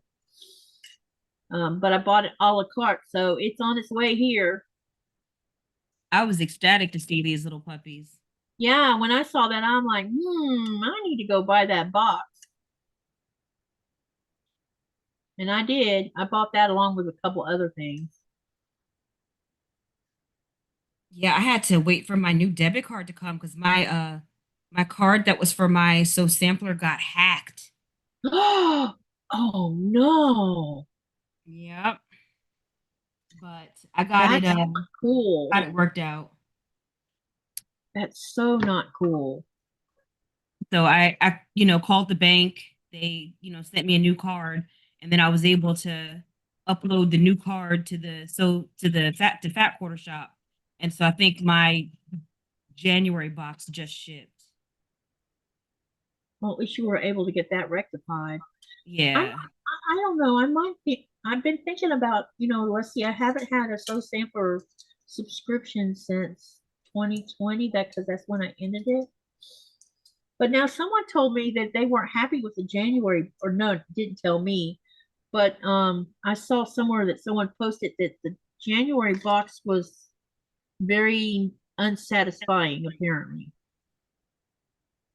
But I don't know why it was unsatisfied. I didn't have a chance to go back and look at the video because I was sidetracked doing something. I didn't know people could get the January already. Oh yeah, I forgot mine shipped late because of the debit card issue. Because Um, someone's already done an unboxing, and I can't remember who it was, but I need to go back and rewatch it. I mean, Find I out. feel like there's going to be some boxes that are just going to be better than others, like Yeah, it's I'm going to sure, happen. yeah, like I'm sure that there's somebody else that's probably going to be their favorite box. Yeah. Chaunda, wait until you're 77 and your taste buds change completely. I mean, I don't know. I guess we'll see. Like, I know they've changed since I was younger. I used to not, there was so much stuff I used to not eat. Like, I'm less picky now than I used to be. Like, I used to not eat onions. I used to not like food to touch. I didn't like for my food to touch. Yeah, Like, I still don't like my food touching. I don't either, but I'm better about it. I'm Yeah, better. I still don't like wet bread. So I don't like dumplings. I don't like anything like that, really. I don't like wet bread, which is probably why I never liked mayonnaise on a sandwich. Because then I oh, that explains a whole lot. Sometimes it's about how food reacts with each food type, and the texture changes because it's like there is just some things I'm not going to eat because of texture, because I gag on it the minute I stick it in my mouth. yeah, I'm with But you. that could come from something else in my past too, probably.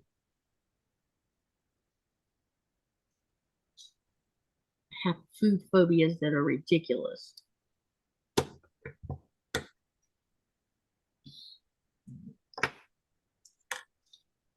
But it is what it is, and I've learned how to just mosey around it. Absolutely. Rita says certain food textures I just cannot handle, and I missed somebody saying what they were eating. Raven says she likes to eat Italian meat subs, Yeah, those are good or too. a double BLT with extra tomatoes. Oh my God, I'd be right in your corner on that one. And then Raven says, in Wisconsin, we grew up with cousins. It's a lot like Jimmy John's. I have never liked Subway. The bread is terrible. And then Rita says, Katie, that is why I have my basket and can so that I can put things away so that my sewing machine does not eat all my stuff. Yeah, they're laying around here. So I have a bunch of stuff. You want to see how much junk I have on my desk right now? Look, this is what the top of my desk looks like right now. Total chaos. So does mine. You just saw all the mess. So I bet those tweezers are up underneath something. You can see my is surrounded. But you're organized. Mine's just, No, it's not organized. It might look that way on camera, but I promise you, it's just stuff stacked up here. Promise. yeah, it's crazy how messy things get. Uh, Raven says babies are born with their mouths full of taste buds. As we age, they die. I know they change every so many years.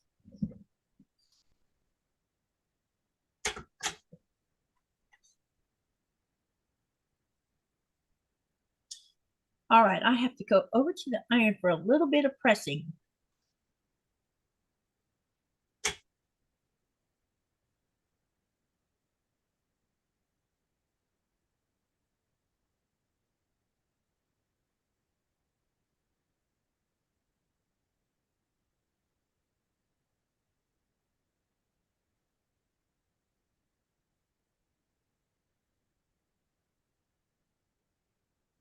I think I'm going to have to talk to the doctor about my hands. There's something wrong with my hands. They itch all the time. And the other day they were really red, and I don't know what caused it. I must have some new help.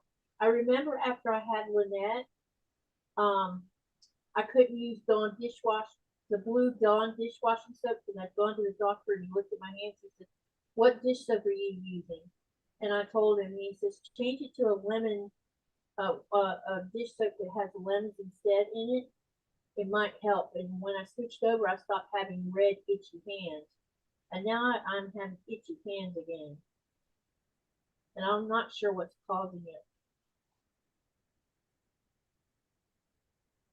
But it's kind of annoying. We had Northern Lights last night and the night before. But the Northern Lights, I couldn't take pictures of it last night because there was a thin veil of clouds in front of it. So it's hard to take pictures when it's like that because it just gives you a very hazy looking picture. Where did I put the rest of these? I have a stack of these made. Uh-oh.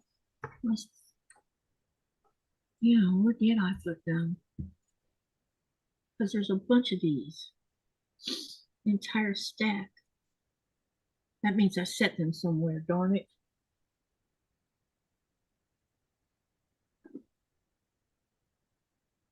Let's not panic. I'll set these here for right now. Okay. Now we gotta trim all of this. Now I'm kind of wondering where I put all those that I already had made. Because I made a whole bunch of them.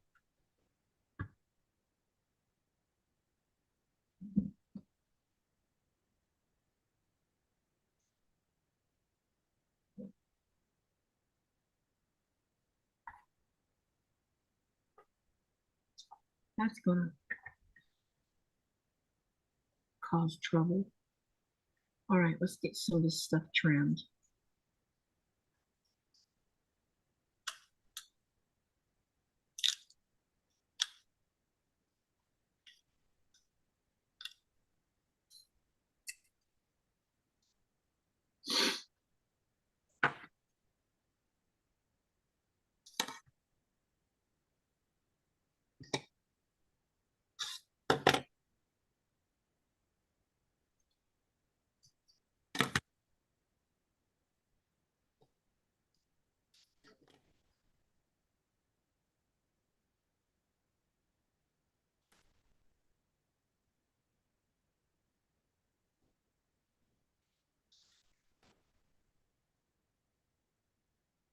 Hi, Cheri. Cheri says, let's not talk about taste buds.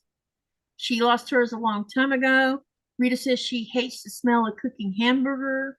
Cheri says, hi, Chaunda, Katie, and everyone in the chat. Rita says certain textures she can't handle. Raven's talking about babies having lots of taste buds. And then Rita says, when you find you're all allergic to find you're allergic to all wait to certain foods like tomatoes, no pink of any kind, no seafood of any kind, certain cheeses, puts a limit on foods what you eat. And Carissa says my whole craft room is a disaster. So yeah, I don't want to talk about the rest of it. Did Oh you yeah, read? absolutely. Yeah. Um, did you read Sumitsy news today? You're gonna have to be more specific, honey, because I read several articles last night. I don't know if I had time to read one today yet. Is there something I need to know about?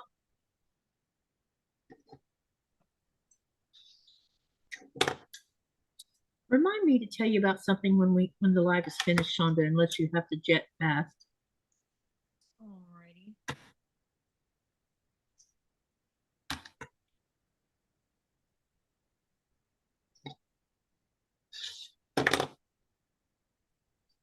All right, that's gonna bug me because now I don't know where I put all those. Be right back. I'm gonna put more drink in my cup.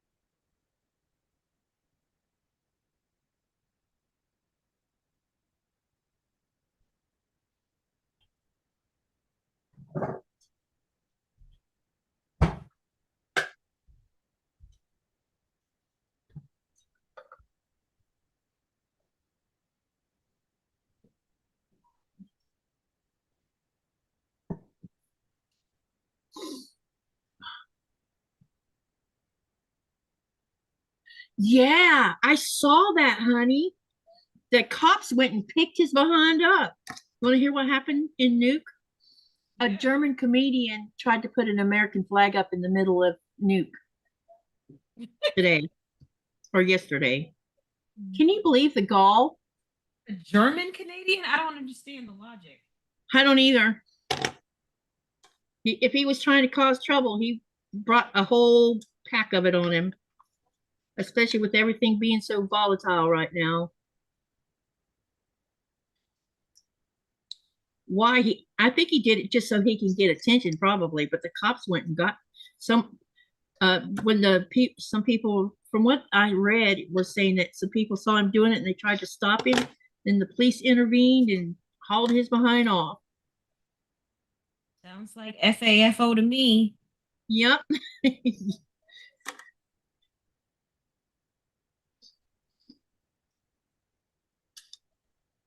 See, I'm allowed to fly my flag, but right now I would not stick my flag out there for nothing.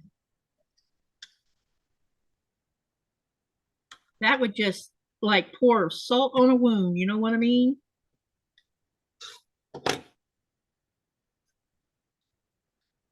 I haven't tried to fly it since all this stuff started, which has been going on since the first go around. You know what I mean? Yeah, it's been a lot. A lot going Yep. on. Yep, definitely. Cheri, what's your favorite sandwich? And Nikolai, what is your favorite sandwich? Let's see what he has to say.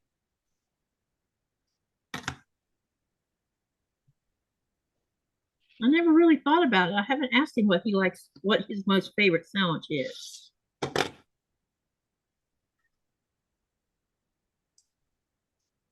I should not have done that until I'm so silly. That was just not a good idea.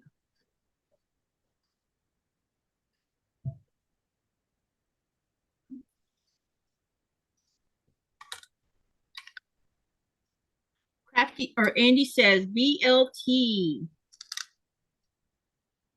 There's lots of people who love a BLT. That's cool. Mm-hmm. Nikolai said the guy said he had done it as a joke. People are not in the mood for cooking when it comes to this subject. Cheri says, I just had a chicken salad tonight. That was good. Nikolai says, ham and cheese. Chicken salad is good too. I love a good chicken Yeah. salad. But like chicken and tuna, I love to eat it with crackers. Like I can do it on a sandwich, but I like that crunchy to go. I don't know. I just like that crunchy with it.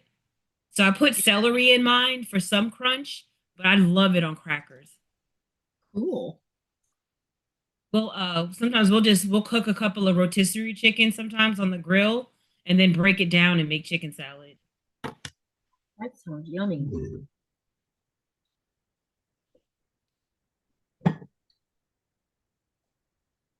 Andy says she always adds cheese. Now, one thing I cannot eat is a tuna melt. Yeah. Tuna melt for me is like iffy sometimes I just don't like that. Mm-mm. because it's weird having cheese on it. Yeah, and then making it warm. I don't know. I'd be too set in my ways sometimes, I think. My mom used to make a when she wanted to cheat, she always kept some type of either tuna helper or hamburger helper in the house. Oh yeah, She'd we use have hamburger helper, right? We always have hamburger helper in the house. Yeah, it's like a when you have too much to do and you have four kids. Just tired. Yeah. Come home from work and she's like, "Oh, we're gonna have hamburger helper tonight," or "Oh, we're gonna have tuna helper." And I actually liked the tuna helper that came, from that company. It tasted good to me. I was good with it, Never but did helper it's also very warm. strange.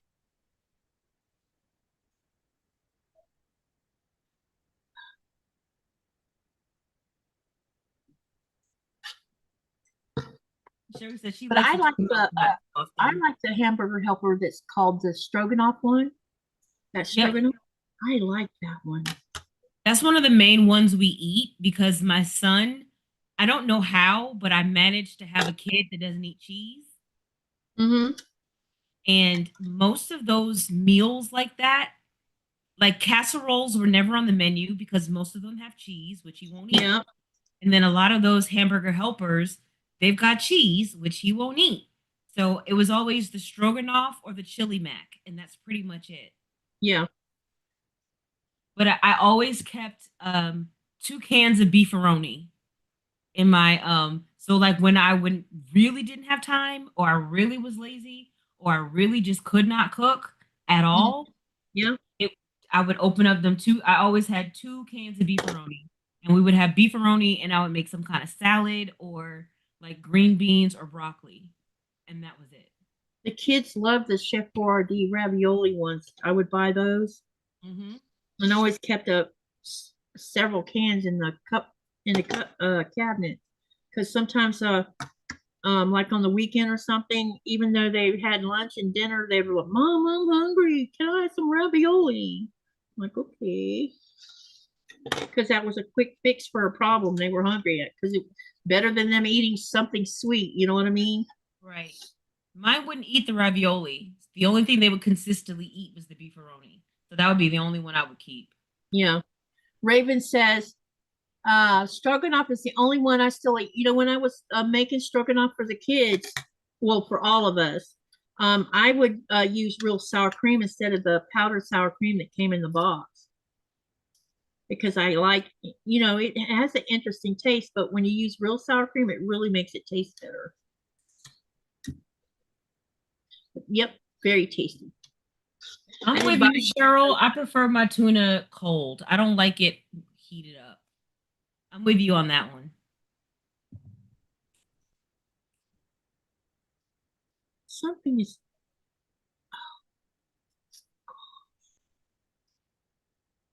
Oh, I'll be all right on this one. I was about to say, oh no, not another one.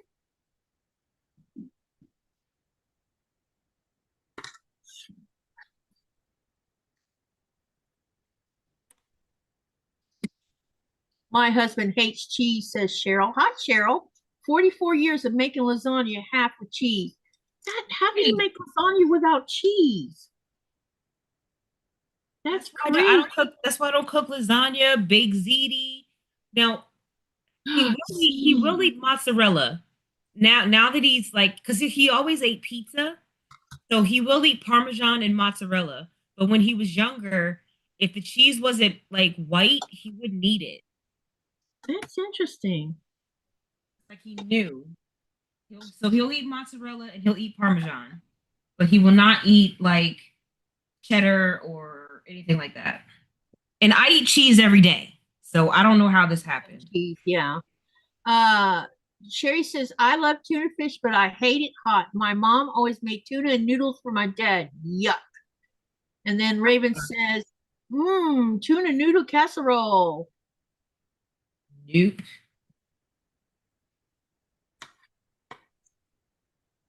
It's interesting, all our different taste buds and what we like and what we don't like. That's what makes human beings so unique. We're all different. That is funny. My husband loves pizza. I think it's in their heads, says Cheryl. Right. Will he eat cheese that's not been cooked? No. Not even cold, huh? No. We keep cheese in our house. Well, I have to improvise when it comes to cheese because a lot of the cheese that's in the store, I have no earthly idea what they are. And so we keep cheddar in the house. And if I sometimes I'll buy Haverty because I'm okay with that cheese. But the rest of that cheese is in there. Some of it's all that strong smelling cheese, and I'm like, oh no. If it stinks, I'm not buying it. Except for Parmesan. I Parmesan. like I I will eat blue cheese though. On a salad, I will eat blue cheese, but I prefer feta. I haven't tried the feta because when I look at it, it's like That doesn't look very tasty. I love feta, especially like on a salad. Like I need feta cheese on a salad. Okay, so those of you who eat cheese, what is your favorite go-to cheese? I know some of you don't eat cheese, so you don't have to participate in that part. So if you eat cheese, what is your favorite cheese? And I'm gonna tell you what my two favorite cheeses are, which I can't get my hands on because I live over here. I love Colby and Jack cheese. My basic ass, give me a nice New York sharp. I'm good. Yeah, see, my mom loves sharp cheeses, and I don't like the bitterness. Oh, I love sharp cheese. So when I buy cheddar, I buy mild because I like the mild. I'm fine with the mild. So what is your favorite go-to cheese? Let's see what everybody says.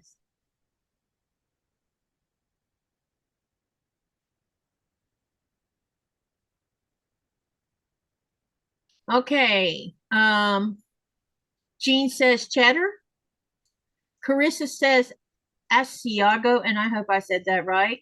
Oh yeah, Lucinda Asiago is good. Asiago. What does it taste like? And she also likes feta. Is it feta or feta? Feta. Feta. Okay. And Cheri says brie. Brie is Uh, good too. Brie is delicious. Andy says extra sharp cheddar. Wow. Raven says feta is good, but not by itself. Raven says Oh yeah. he likes cheddar, garlic, and dill cheese curds. See, I've never tried cheese curds either. And look at here, Patty G's the same with me, Colby Jack.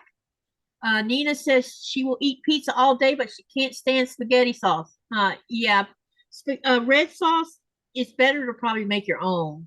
That way you can create it to the point of where you like it. Pam says pepper jack or extra sharp smoked cheddar. Smoked cheddar? I've Oh never yeah. tried Oh, smoked. and Gouda. Smoked Gouda is great. And then Cheryl says she likes feta on beet salads, Greek salads, all cheeses really. Brie is very mild and soft. Sandy says extra sharp cheddar in big, huge caps. And then, hi, Diane. She says, try Brie or Gruyere, Katie. They actually do sell both of those in the store. Raven says Asiago is similar to Parmesan. I didn't never heard of Asiago. And then Linda says to you, Chaunda, she uses feta and spinach when she makes homemade big soft pretzels. Oh yeah, that sounds good. That is good on a dish. Like if you got like a steak or something and you want to razzle dazzle it up, add some feta. You got a salad. I put it in all my salads. Um, Wait a minute. I got Raven says only the white cheddar, not the yellow. If anyone tells you they taste the same, they're lying. Yeah, they don't taste the They same. do not taste the same. No, they don't, because I like both of them and they definitely taste different. I think Raven, I do prefer the white though. yeah, I can't decide. I think the white seems milder to me. But I like both of them. And then Helen says baby Swiss or provolone. Yeah, I like Swiss and provolone too. Provolone is great on a steak, Philly steak sandwich for melting. Hi, James. James says, hi, Katie. I love provolone cheese. Yeah, provolone is yummy too. And welcome to the channel, James. It's good to see you. Okay, then Carissa says low moisture mozzarella, Asiago, cheese curds of any kind. I have never had cheese curds, so I'm gonna have to try that. I've only had them fried. I've heard that you could fry the curds, so I'm curious to know what they taste like. They're good And fried. and sure, there's a lots of cheeses that Carissa can't remember. Look up Cheese Brothers. They got amazing cheeses. Hi, Melissa. Melissa says, hey, Katie, Chaunda, and everyone. Welcome to the chat. And I need to cut more half triangles. Ouch. And I just poked myself. All right, time to cut me some more half triangles because I just ran out. Let's go through my little scrap pile again. Let's see if I can find some big enough pieces to make my triangles. I need to make 3-inch squares. All this white scraps. Look at all this, Chaunda. I have a whole box full of these. Just scraps after scraps of this white. This is batiks, by the way. And I could press this open and use this one because I think, I don't know, let me see how wide that is.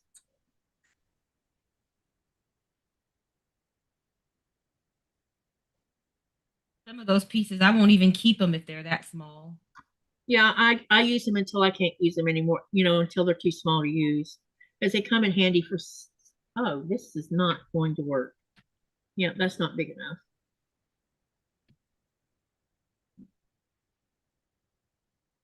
Yeah, these are not wide enough, not wide enough.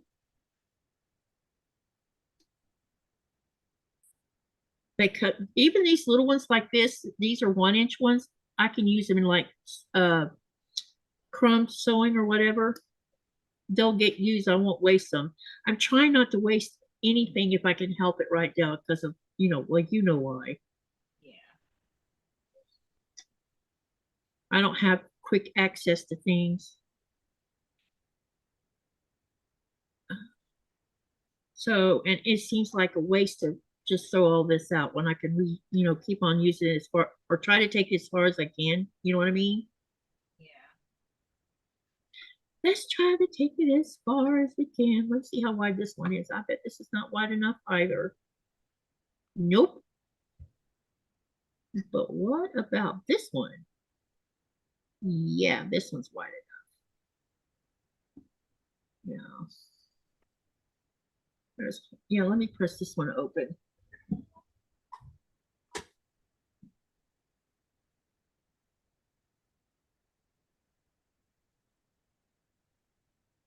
Hi, James Thomas. I'm just doing a little cutting. So James, what is your favorite sandwich? Let us know. What is your favorite sandwich? And what cheeses do you like? Or if you're not a cheese person, you can tell us that too, which is okay. So, Raven, I know cheese curds are just cheese pieces, but I don't know what kind of cheese it is. Yeah. It doesn't taste like cheddar or Colby or like I don't know what it is.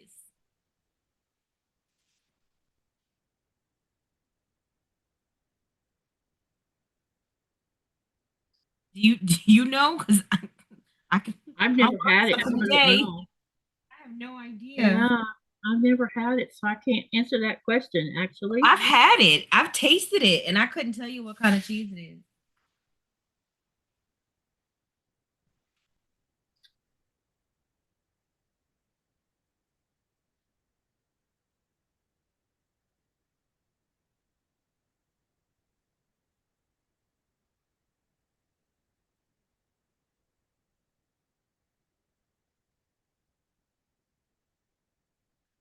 All right, I think I found enough to play with right now.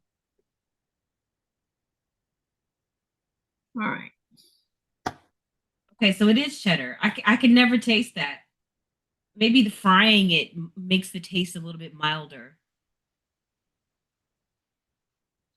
All right, I need a different ruler, a smaller one.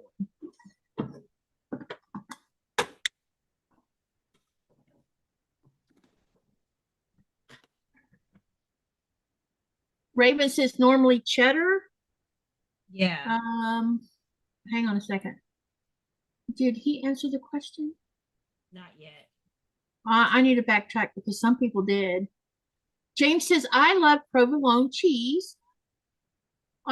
Yeah, what's your favorite sandwich? And then Melissa says, hey, Katie, Chaunda, and everyone, welcome with Melissa. She says she likes all kinds of cheese. Dubravka, hello, hello. She says, hello, Hey. Katie.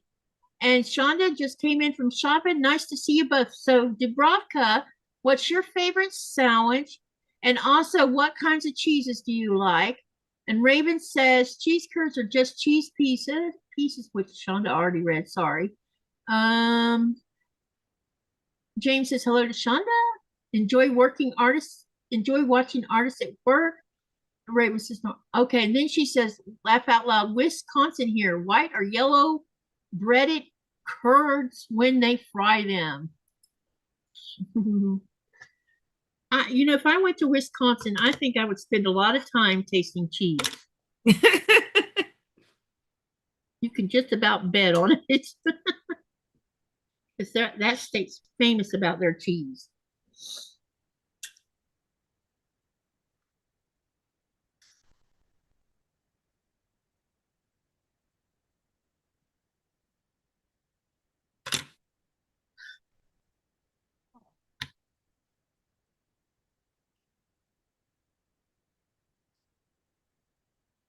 I love that I get to use these scraps until they're too little to use. Like this is see the small one, Chaunda? These end up in my little Oh, that's so, scrap. is that even an inch? I don't think so. It's so small. It's like, no, we're not using that one. It's going in. See, this basket is, oh my God, it's getting heavy now. This is full of pieces that I can't use, and I'm going to cut them into smaller pieces.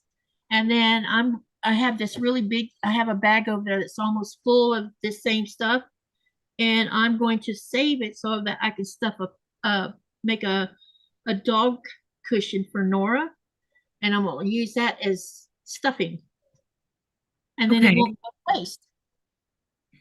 Yeah, I've You know, read that people use that, like the small ones, to make dog. yeah, I just need to take time. What I don't like doing, and that's why sometimes I enlist Nikolai. Will you cut these into smaller pieces? Because I have zero patience for doing it. And he does, he chops them up for me.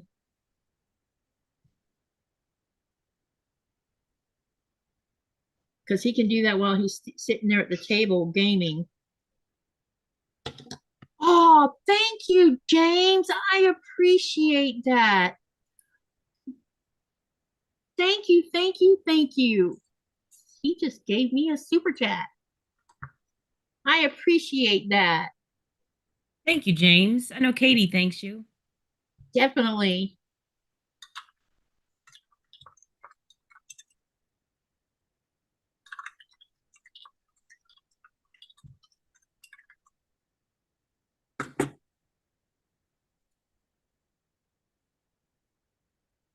Tasting cheese. I'm not sure how to make a meal without cheese, says Raven. Cheryl says, I toured a Borden cheese factory when I was a kid. Watching them make cheese was so awful and the smell was awful. I have never been able to eat that stuff. I don't think it qualifies as cheese. Yeah, see, I don't know that I'd want to go to a cheese factory either because I would probably get put off by the smell. I know how it's made, we all do, but I don't think about that because cheese is just so delicious in so many ways. The only way I can eat cottage cheese is if you make chips with it in the microwave. Yeah, I don't like cottage cheese at all. It's that texture again. Right. So it that gets rid of all of it. Oh, I did not know that. Or do you cook them in the oven? I can't remember if it might be the oven, but you can make chips with them, and then they just have kind of like a little bit of tang, but they don't Uh-huh. have that texture. I can't get past the texture. I've Yeah, never I tried can't pass it blending either. it. People like have suggested blending it. I haven't tried that, but It's weird that I don't like cottage cheese. When I was a kid, I didn't like sour cream, but now I keep sour cream in my refrigerator. I don't I eat it like candy or anything like that, but it comes in handy. A lot of times it comes in handy for because you can use it in stroganoff. You can use it sometimes I gotten where I like to eat it on a baked potato with butter for some funny reason. Um yeah, uh there's applications you can use it for, that's for sure. Eating it straight out of the canister? Nah. nah, I can't do sour cream at all. Now that You're I'm older, I can do cream cheese. I used to not be able to eat cream cheese either. Yeah, I was about to bring that up. You're looking at someone that could stand cream cheese when she was a kid. Now And I'll slather that now, stuff on. yeah, now I use it. Hey, here's one you should try it on. Do you like sauteed spinach and green beans? I have never had those two vegetables together, ever. So there's more to it than just that. You need to saute like onions or shallots or both together. I usually use both, and I saute mushrooms. I don't know if you're a mushroom person or not. I am now. Used to hate them as a Okay, kid, but so here's what you do. You start out sauteing your onions and shallots, and then you add in the mushrooms and saute that, and then you're when you get all of that done, then you move all of that to the outer edges of your fry pan, and then you gently saute your green beans, and then like on the outside of this. Well, let me try this. You're putting your green beans in the middle, but you take if you buy frozen spinach, you want to like put it on the outer edges, right on top of the onions that you move to the sides, because it'll slowly melt, thaw out. And then when everything's ready, you stir it all together and do the stir fry. And then you take cream cheese, just dab it on there, however much you want on there, and let it melt. And then mix it all together. Oh, Chaunda, it's so yummy. And no one would think that cream cheese on beans and spinach is good. It is. And you're probably like, that sounds gross. It's not gross though. I mean, I've had the cream cheese and the spinach. I've had those two things together. I've just never had string beans or green beans and spinach together in the same dish. Yeah, don't use canned though. You need to use either fresh or frozen. I noticed when I was in the States last time, I saw haricots, which is what we have here is just haricots, which is just a French type of green bean. And what it is they're smaller. They're not the thick ones like you and I see growing in the South. Yeah, Um, yeah, I'm familiar with them. they're this fine looking green bean. They're the smaller ones. And Yeah, that's what I do in the saute because that goes really well with the cream cheese. I don't know what they would taste like if you used like the thicker bean. Cheryl says they were making cottage cheese, just making huge vats of curdled cheeses. Oh man, not for me. Yeah. See, there you go. Raven says the brine smells like a light smell of cottage cheese. Cheese factories are pretty cool. It shouldn't smell terrible, says Raven. Okay. See, I didn't know that. And then Raven says, thank you so much. Welcome to the channel too. Wait, that was me that said that. Andy says, thanks, James, for the super chat. All right, I got some more half triangles cut. And now we can get back to what I was working on.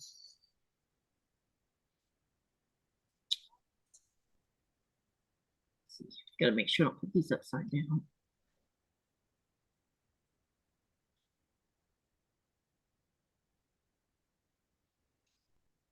Cheryl says, I always enjoy visiting with you ladies. Take care. Thank you for dropping in, Cheryl. Hope to see you again soon. Bye, Cheryl.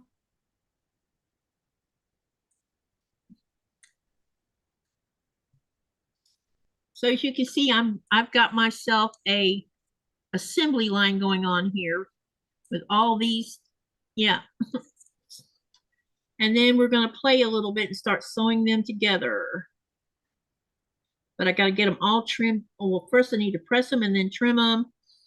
And then we can start getting crazy with how I want to design them. But this is all made from scraps. And that's why I have so much chaos on my desk right now. Hi, Giovanna. How are you? And we've been talking a little bit here. Tell us what your favorite sandwich is. And also tell us what your favorite cheeses are. Let us know because we've been talking about both subjects. Share with us what your favorite sandwich is and what your favorite cheeses are. She lives in Italy, so I bet she likes types of Italian things we might not see every day. Okay, so now I have extras of those, but that's okay because I have to make more of these before it's over with.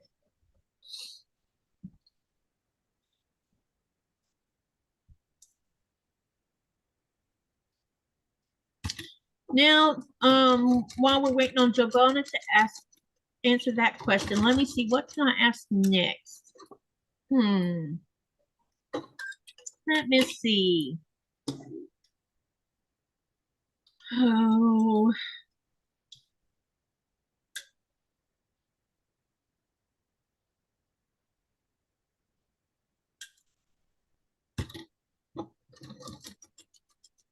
Okay, let's talk about soups since it's wintertime.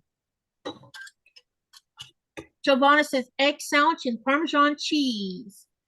Okay, that sounds yummy too. What is your favorite go-to soup during the winter months? Tell us in the chat. What's your go-to soup, Chaunda? It's usually gonna be homemade. I don't eat canned soup. I know Really. that's what I mean. Homemade soup. What do you Oh, like? okay. Um, I mean, it's not really a go-to. I just make whatever. Normally when I make soup, it's because it's what like what do I have in the house? It usually starts with some kind of base of chicken bones or like leftover chicken carcass. Mm-hmm. And it'll start with that, and then it just depends on what I have in the house. But I don't add rice, I don't add noodles or anything like that. It's just going to be meat and veg. Andy says broccoli cheese.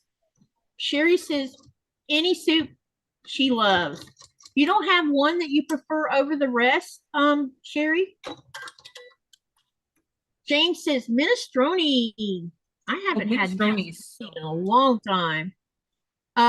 Raven says Zoop. I hope I say this right. It's either Zuppa or Zupa Tuscans. What kind of soup is that? Tell us, Raven. What's the ingredients in that? Vicky Blue says potato soup, broccoli cheese, or chicken. Denise says egg sandwich sounds good right now. Giovanna, what do you put in yours? What's your favorite soup? I love Nikolai's soup. He takes chicken, pork tenderloin, and and then he adds a little bit of bow tie pasta, a tiny bit of rice, and last but not least, it goes in last, which is interesting. What happens because he comes and uses me for taste testing, mostly for make sure it's not over salted. And at the last part of it, he adds a little bit of spinach and some haricots. It's the interesting thing that happens when you put haricots and spinach in chicken and pork soup. It is so, it's like it enhances the entire experience. So good. I haven't made broccoli soup in a long time though. Shirley says creamy sausage and tortellini soup. Mmm. Sounds good. Giovanna says chicken with passatelle, which is made from grated bread and Parmesan cheese, combined with egg and nutmeg. Oh, that's interesting. Sandy says shrimp and cord chowder with potty soup base. Melissa says, I love cream of chicken soup. My mom buys it for me by the case from Sam's. I like cooking in cream of chicken soup. I like to get a baking dish out and cut up pieces of chicken. And before I put the chicken in the cooking dish, I take cream of chicken soup and pour it in there and add a little bit of water till I get the right consistency I'm after. And then I put all the chicken in there and then I season all over it. And then I cook it in the oven at 350 degrees for about an hour. And OMG. And you can serve it with either pasta or rice. That cream of chicken just makes that chicken just totally tender, and when you go to pull it out, it just comes off the bone really fast. I'm with you, Katie. That's one of my go-to meals. I'll make that at least once a month. Yeah, my kids loved it. So you've done that too. There's just something about doing it like that. Dubravka says she loves all soup. Cheri says, you hungry, Katie? Maybe. I ate the rest of the soup I made the day before yesterday. I finished it off this morning. Denise says, I use onion, sweet pickle relish, salt, and peppers to Giovanna. I love beans and lentils also, but nobody in my house really eats those like that. I don't Lentils are make, yummy. I don't make them very often. But I do love bean soup too with pork, um, like very smoked. You know that thick pork bacon that smoked bacon you can buy. Mm-hmm. I'll just lightly saute it first so I can get some of the fat out of it, and then I use that because I can't get smoked ham picnics or anything that's or smoked. My mom likes using ham hocks and make the bean soup in the crock pot, which is the best place to make it because you can let it cook for several hours. And Nikolai loves it when I make it. I normally make it when after Christmas or Thanksgiving when there's like a leftover ham. Mm-hmm. That's when I make beans. Yeah, I can't get smoked ham here, so I use that thick smoked bacon that has the rind on the top of it. I peel that off though, and then cut it, big chunks of it, and then pre-cook that first, and then put it all in the crock pot with the beans and everything, and let it slow cook. But I soak the beans overnight before I cook them. I sometimes will cook them overnight. I mean, soak them overnight. Sometimes I don't. It just depends on if I think about it or not. Mm-hmm.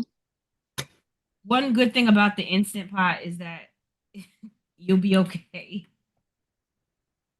If you don't, they won't take forever. Raven says I make a different soup every week in the winter. He works in heating and cooling. He really needs something to warm him working in the cold all day. Giovanna says chicken soup with rice, and you put eggs mixed with Parmesan cheese and nutmeg. You add this when the rice is cooked. Then it cooks instantly. Cool. And then Sandy says mine should say potato soup base. Raven says, Giovanna, that sounds amazing. Like it can go in everything. A little cheese dumpling. You know what else I like is gnocchi. Uh, Fresh gnocchi, not the fake pasta gnocchi. I've never had that. You should try it. It is have you it's so good. I like to make a cream sauce with cheese and it'll have garlic and like Parmesan cheese and everything in the sauce. And then you have to pre-boil because they're potato what they are the type of dumpling, but they're not like flour dumpling. This is a potato, and it's like a pasta more or less, sort of. Yeah, And I mean, I'm familiar with it. I just haven't had it. Like I know no, what it is. I just never wanted to try it because since I have such an aversion to dumplings, when I see them, that's all I think. maybe when I come to the States, we can go eat at an Italian restaurant and I can order some of it and you can just like taste one little tiny bite and see if you like it or not. Yeah, that'd be cool. Gnocchi is delicious with ragu sauce. Yes, it is.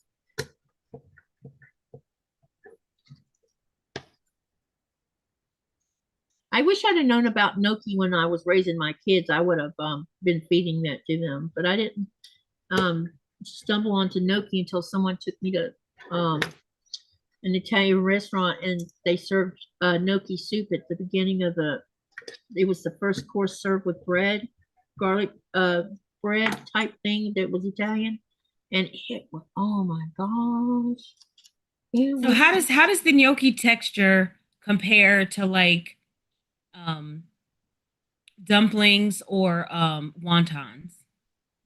wontons and dumplings are very, very soft and gnocchi is very firm. Okay. It don't have that. It's different.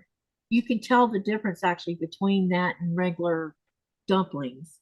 So would it be kind of like Lord, what do the Jewish people make? I've never eaten Jewish food, so I might not be able to Oh answer. God, what is that daggone soup? I was raised like with a large Jewish community. where I'm from. Oh, Jesus Christ. What is that? The soup with the balls in it. Matzo ball soup. Yeah, I have never had that, so I can't answer that question. Actually, I don't think I've ever eaten any kind of Jewish food now that I'm to think of. I need to put that on my bucket list because I already have. Uh-oh. I already have. I want to try Moroccan food for one thing. I haven't had Moroccan food, or at least not that I know of, but I love Mediterranean food. Like, Yeah, I would like to try it at least once.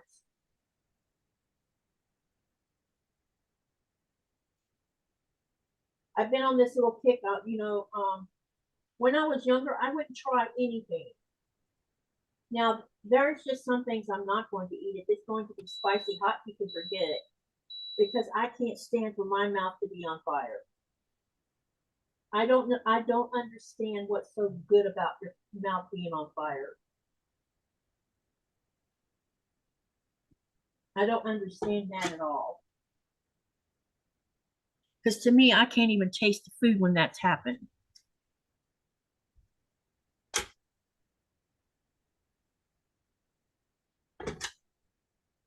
Let's see. I would also like to kind of explore more of Indian food too.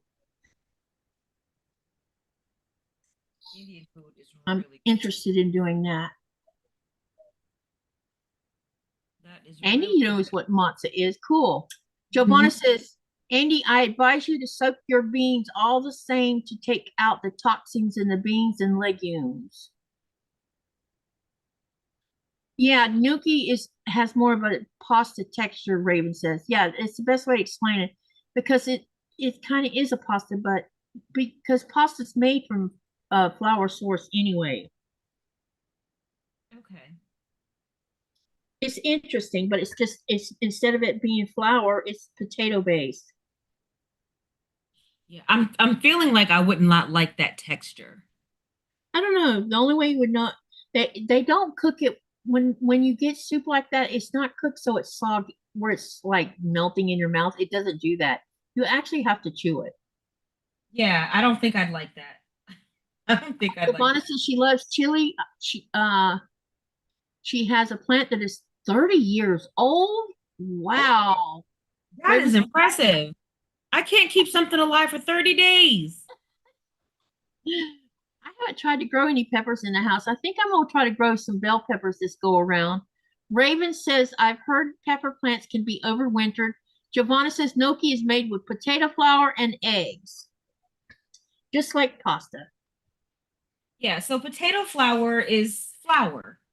I mean, I'm sure it's different than wheat flour, but I don't think that I would like something that's flour that is then boiled. I think if you fry it like a donut, I might be all right, but to just boil it in water, I Hey, don't I don't I don't think I'm gonna like that. do you not eat pasta? Yes, but pasta isn't thick like that. Hmm? So if the gnocchi was like um the size of the little pasta that looks like rice. You know what I mean? It's bigger than that. It's probably the size of your little pinky. Right. I'm saying if it was that small, then I could probably get past the texture, but Yeah, I don't think I'd like that chewiness. yeah. I know one thing. If I had a chance to go to Italy, I would probably spend, you know what I'd probably spend all my time doing? Tasting But food.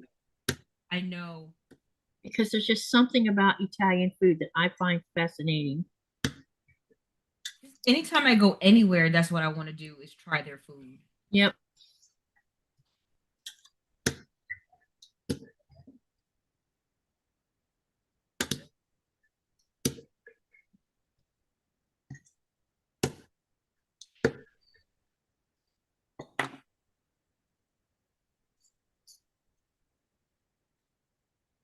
Raven says I should keep a hot pepper inside this year. If the cats chew on it, maybe they'll learn. I'm gonna see if I can. I'm want to see if I can't grow a sweet pepper in the house this year when I grow, because I have every intentions of growing some tomatoes in the windows this year. I want some cherry tomatoes and maybe a heirloom one that I can make tomato sandwiches with.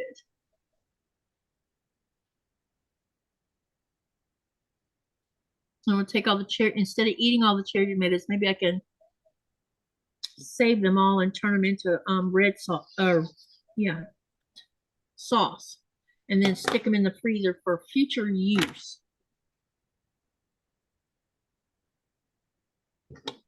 Because I discovered how to make a really yummy red sauce out of fresh tomatoes.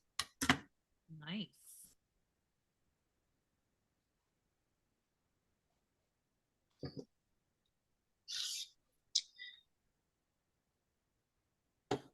They will chew the leaves, not the chilies. They are smart, says Giovanna. Are you serious? Apparently. Raven says there are brats with plants.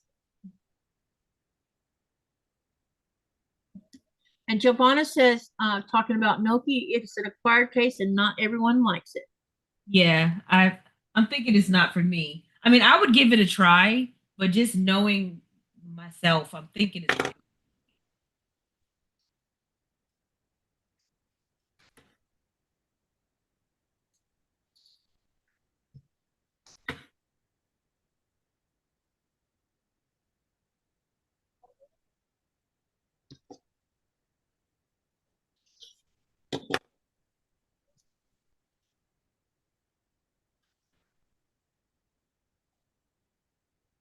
We're going to have lots of these to put together here directly. Probably about 3 or 4, maybe 4. I probably have made enough to do 4, I think.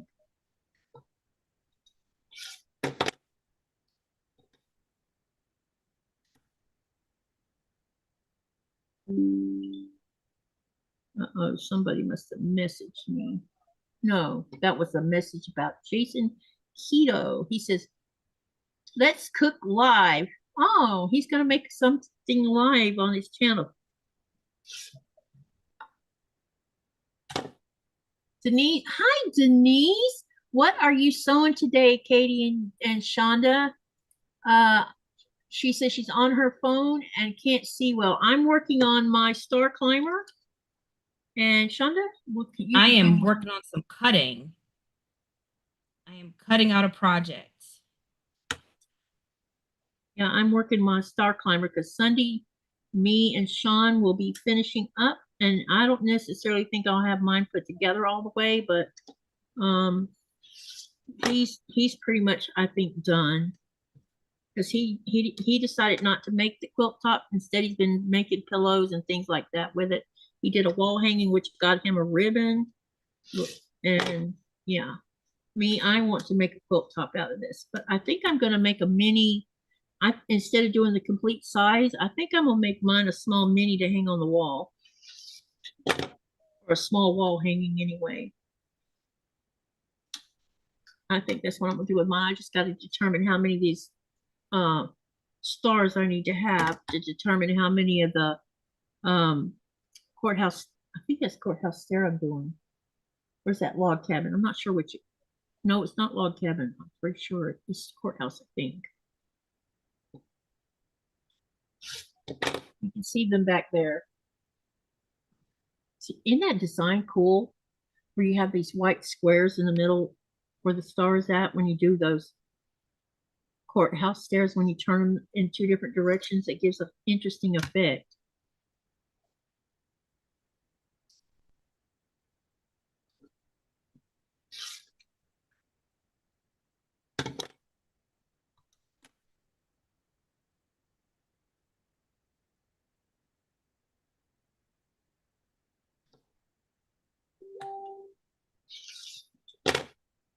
Sounds like someone messaged me. I wonder who that could be.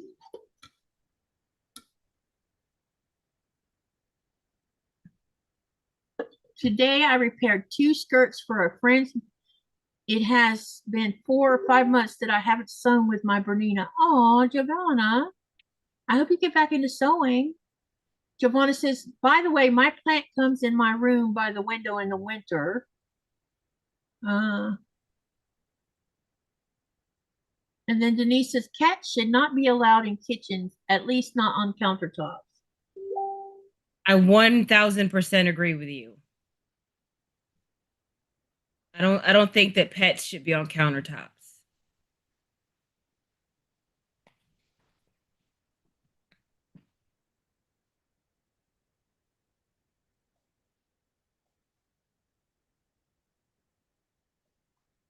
But I wasn't raised with pets either.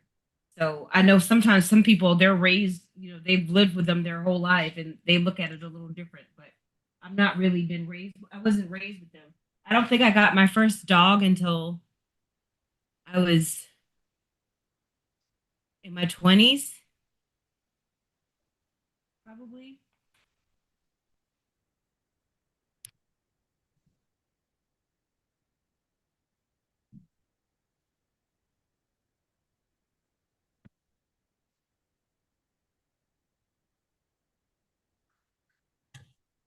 Cats should not be allowed in kitchens. I have that too. Anna Poinsettia. And hi, Lori says hi to Denise and hi, Cheri. Welcome, welcome, Lori. Giovanna says my cats don't jump on the table or anywhere in the kitchen.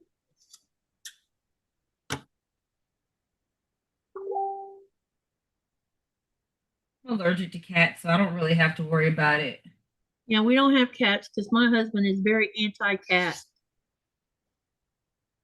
I think they're adorable. I'm just allergic to them. And my son is like violently allergic.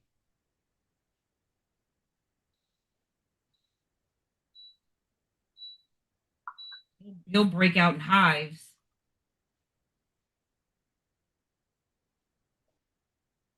And then his eyes will start to swell shut. His face will get all swollen.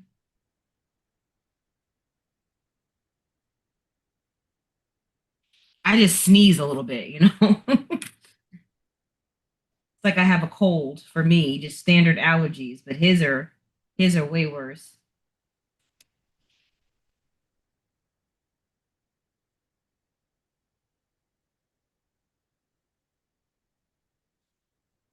They're getting ready to send me my second box from Syracuse.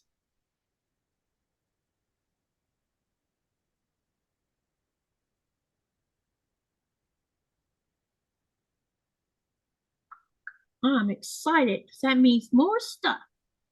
It'll be like Christmas again.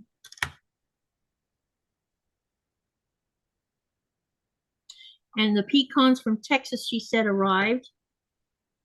And I tell you what, people can be so amazing at times because Melanie knows she calls her mom number two, and so she has a pecan farm, and so I told her, I said, since she has a pecan farm, I would like to buy a couple pounds or a pound of pecans, the halves, because I use them and I can put them in my freezer to make them last a long time. And so she talked to her mom number two about it. Her mom number two sent 2 pounds of pecans on the house. Nice. Yeah. I'm like, I will pay for them. She said, nope, mom number two says they are on her.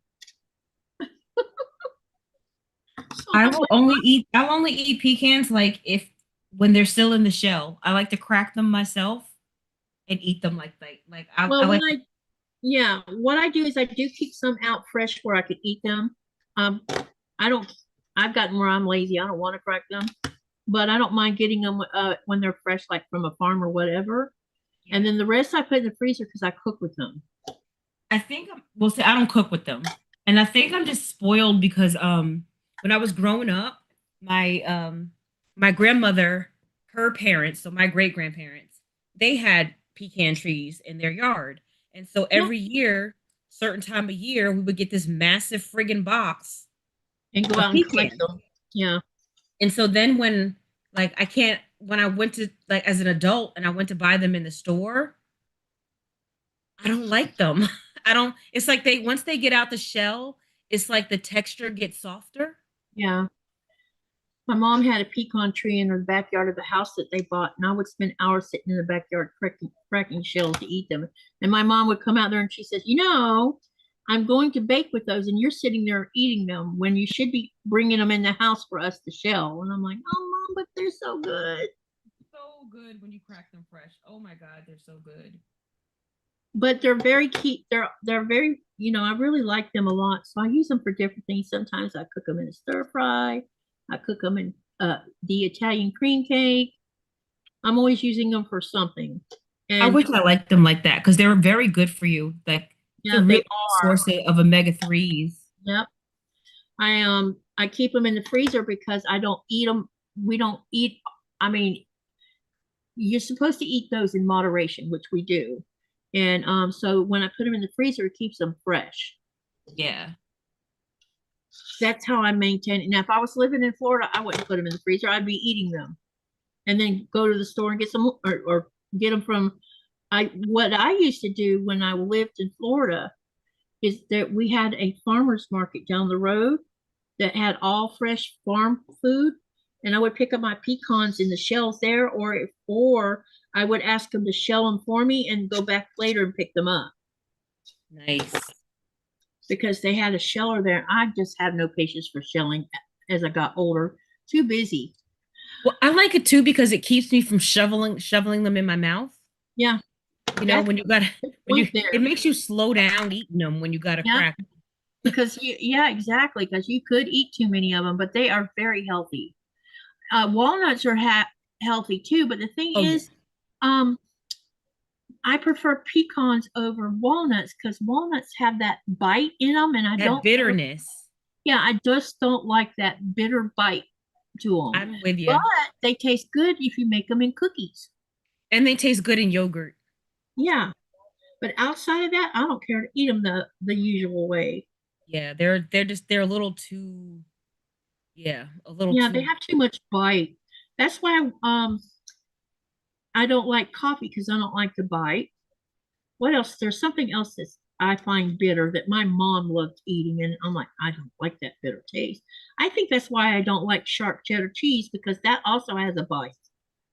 maybe. I love that twang from cheese though. I Yeah, I don't like absolutely that adore bitter it. taste. You I can love have it your so much. yeah, you can have your bitter taste. All right. Hi, Tasha. It's good to see you. Hi, Dill. Yeah. Hi, Delia. Sorry, that about came out of my mouth wrong. Let me see here. The dog won't even eat his food in the kitchen. I don't mind my dog eating in the kitchen. She can eat Yeah. any. Yeah. I mostly feed her in the foyer because I don't want her under my feet when I'm working in the kitchen. The older I get, the less I want her around my feet. But I do feed her in the kitchen sometimes. I see nothing wrong with that. The 2-year-old knows better. The big kitten gets sprayed. If he does, now he sits on the garbage can to watch, says Raven. Oh, I think yes, that's cats hilarious. don't like spray bottles, man. All you have to do is break it out, and they're like, oh, I'm out of here. Giovanna says, mine have their food in the bathroom so they know there is food. That's the food area. Yeah, the foyer is our food area, but sometimes I'll give her a bite in the kitchen. Tasha says, from my neck of the woods, Tasha, what is your favorite sandwich and what is your favorite cheese? Let us know. Denise says hi to Lori, and I just said hi to Delia. Let me see here. Raven says cat food is in the living room on a console table. The little one is just extremely food driven. We think it's because he came from a farm or just the Garfield tendencies. Uh, Giovanna says give him treats, Raven. Giovanna says remember always defrost foods in the fridge. Yeah, because I feed my dog raw food. She gets raw food all the time. That's all she eats is raw. They share a can of wet food every night. They have to be separated. Hazelnuts is Giovanna. Oh, let's ask that question. What's your favorite nut?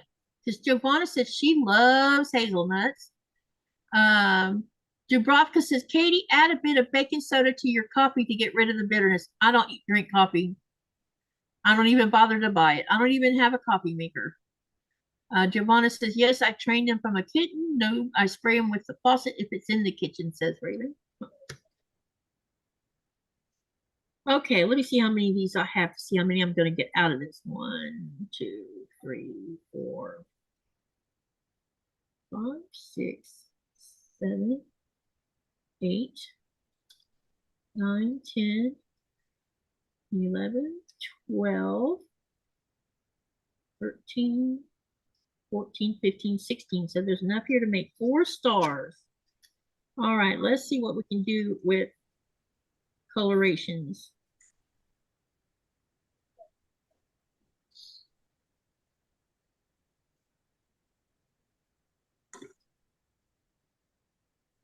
No.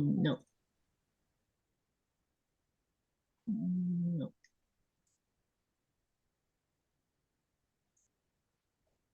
Now, how about this one?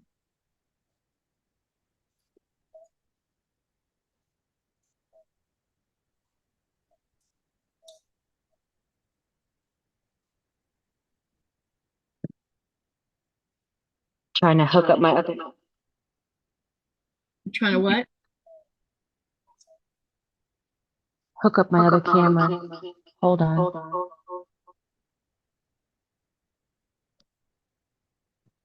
Okay. Is there an echo? Not now. I think Okay, you took care of great. it. Yeah. I was out of frame the entire, like, because if I'm not actively cutting, I'm out of frame. So I'm like, well, let me just hook my other camera up.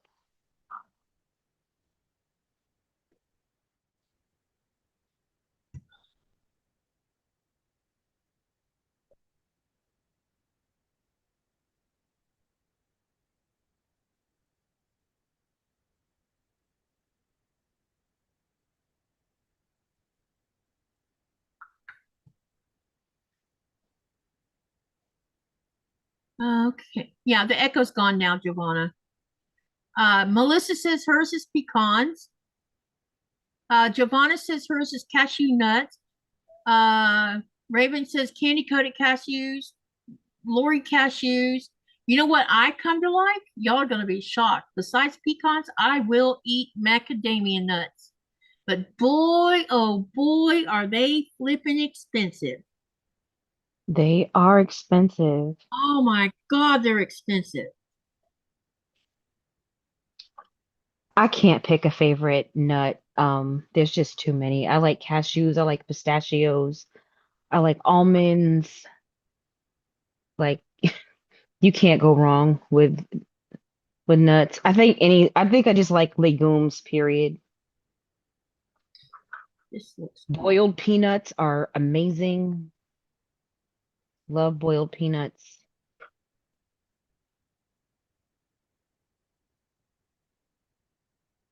Okay, that one works. All right.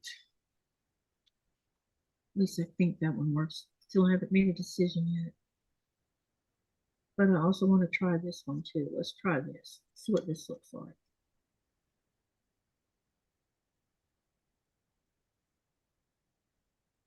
Oh, that one looks good. Let's do that one. So we're going to use this one.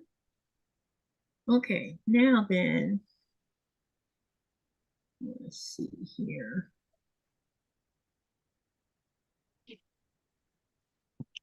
Put this one over here.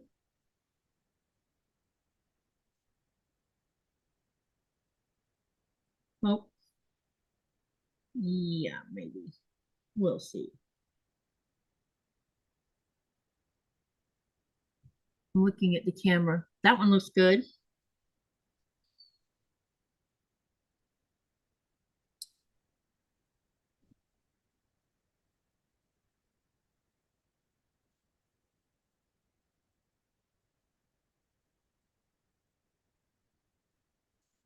Uh-oh, we're gonna have too many of wait, this one. Let's trade this one for, no, I already got that one.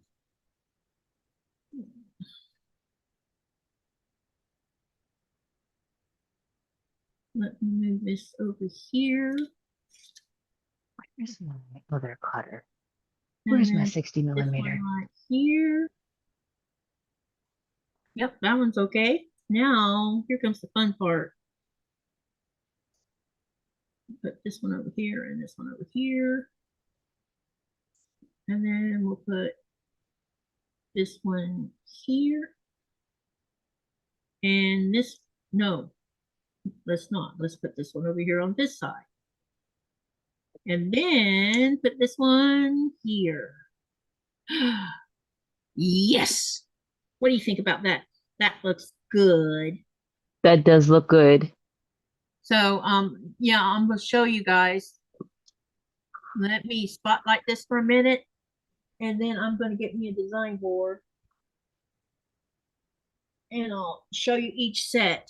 So this is block number 1.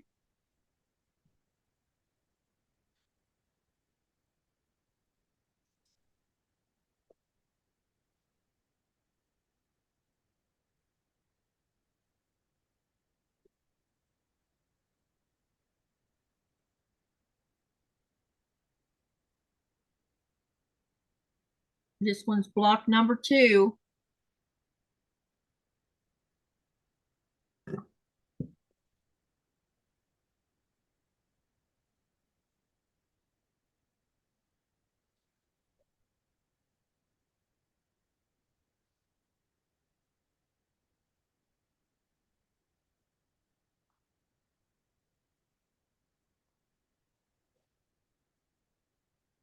Block number 3.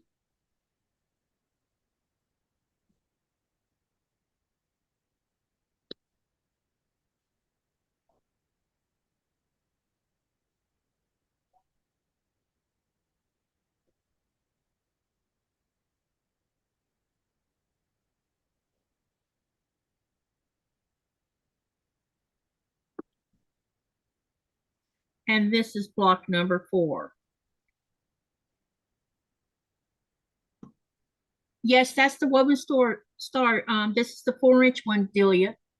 So now I'm going to sew all 4 of these together, and then I'll trim them, and then re-show you all of the ones I still.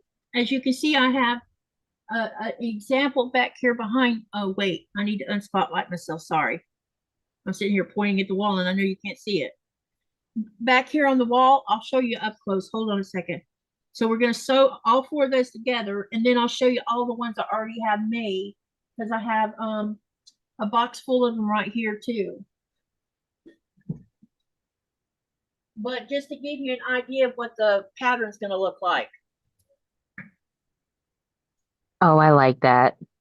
Yeah, it's going to be a fun quilt top. Yeah.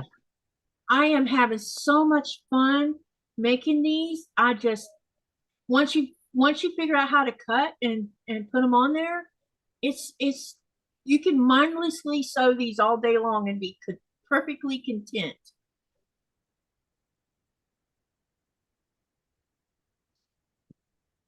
Raven Yeah, says, those are coming out good. yeah, they are. Yeah, so these are 4-inch ones. I do have, ouch. I do have, I think, a pack of 6-inch wovens, but I showed this the other day. Read what this sticker says.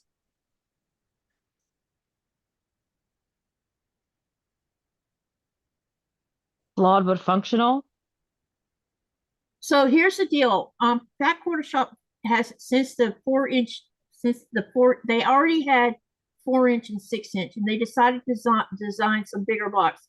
So you'll have 4-inch, 6-inch, 8-inch, 10-inch, and 12-inch. These were supposed to be 8-inch.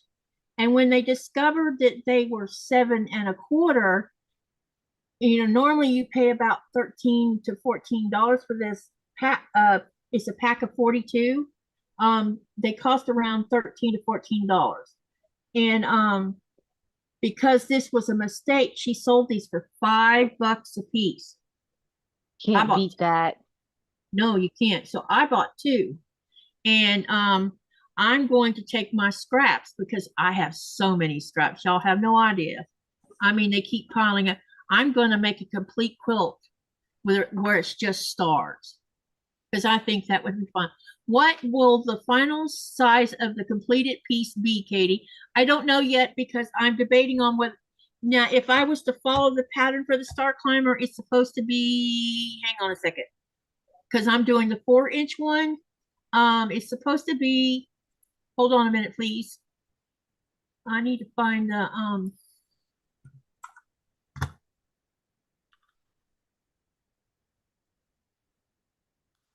uh-oh, that was wrong.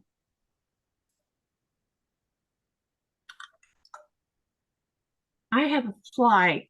You know, when the weather gets very warm, the flies come out of hibernation.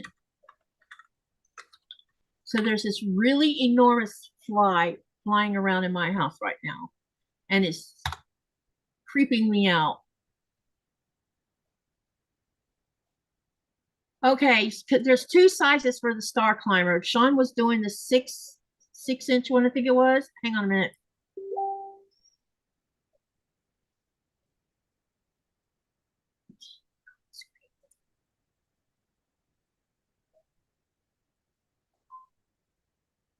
Okay, so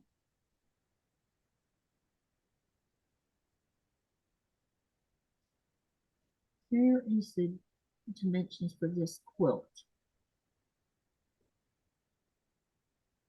Okay, if you do the 4-inch woven star, the size of it is a table, what they call a table topper, which is 39.5 by 39.5. If you're doing the 6-inch one, it's 58.5 by 58.5. So that's the size you have. You had a choice with the Star Climber size. Okay. Now with the 7.25, I have no idea what the final size will be. Or what's your know. block layout? I don't know. Let me see if it says. You're gonna do a 6x7 for all 42 blocks? You mean this, or the what I'm doing now? Whichever one. Yeah, this doesn't count at what I'm working on right now. Oh, okay. Okay, I got I you. was just showing you that I got a good deal on these because they were $5 a piece. Oh, okay. Yeah, I because thought you were working from that size now. No, I'm only working from this. I'm making courthouse. I think those are courthouse stairs, right? Yeah, Yeah. those are courthouse stairs. So those are 4-inch courthouse stairs, yeah, and 4-inch woven star. That's what I'm working with. That's what I'm using. So my quilt top will be smaller than what it. But Sean decided not to do the quilt. He's making pillows and wall hangings and something else that he'll be sharing with us on the 1st of February. Because we have early morning live. All right, where was I going? Uh-oh. Oh, we're supposed to be sewing this. Yeah. You can photocopy the pattern for personal use. Wait. Yeah, one thing I am going to make sure I do is I'm going to save one sheet of these so I don't have to buy them again. And I will just buy a pack of paper piecing printable because I prefer that over printer paper. The printer paper here is too heavy for my taste. So I've been buying paper piecing paper because it's a little bit thinner. And I can save a copy of this, and then all I have to do is just make multiple that way. That's what I plan on doing. Or I might save 2. I don't know. We'll see. Make a fly trap with a plastic bottle and some fruit juice in it, says Giovanna. That's a good idea. Yeah, because this one's annoying. You guys have no idea how big he is. He's probably at least a ½ inch big. Like a horsefly? Nearly the size of a horsefly, yeah. He's Dang. Yeah, that's how big our flies are here. That's why they only last like 6 weeks in the summertime. They come, they do their job, and then they disappear.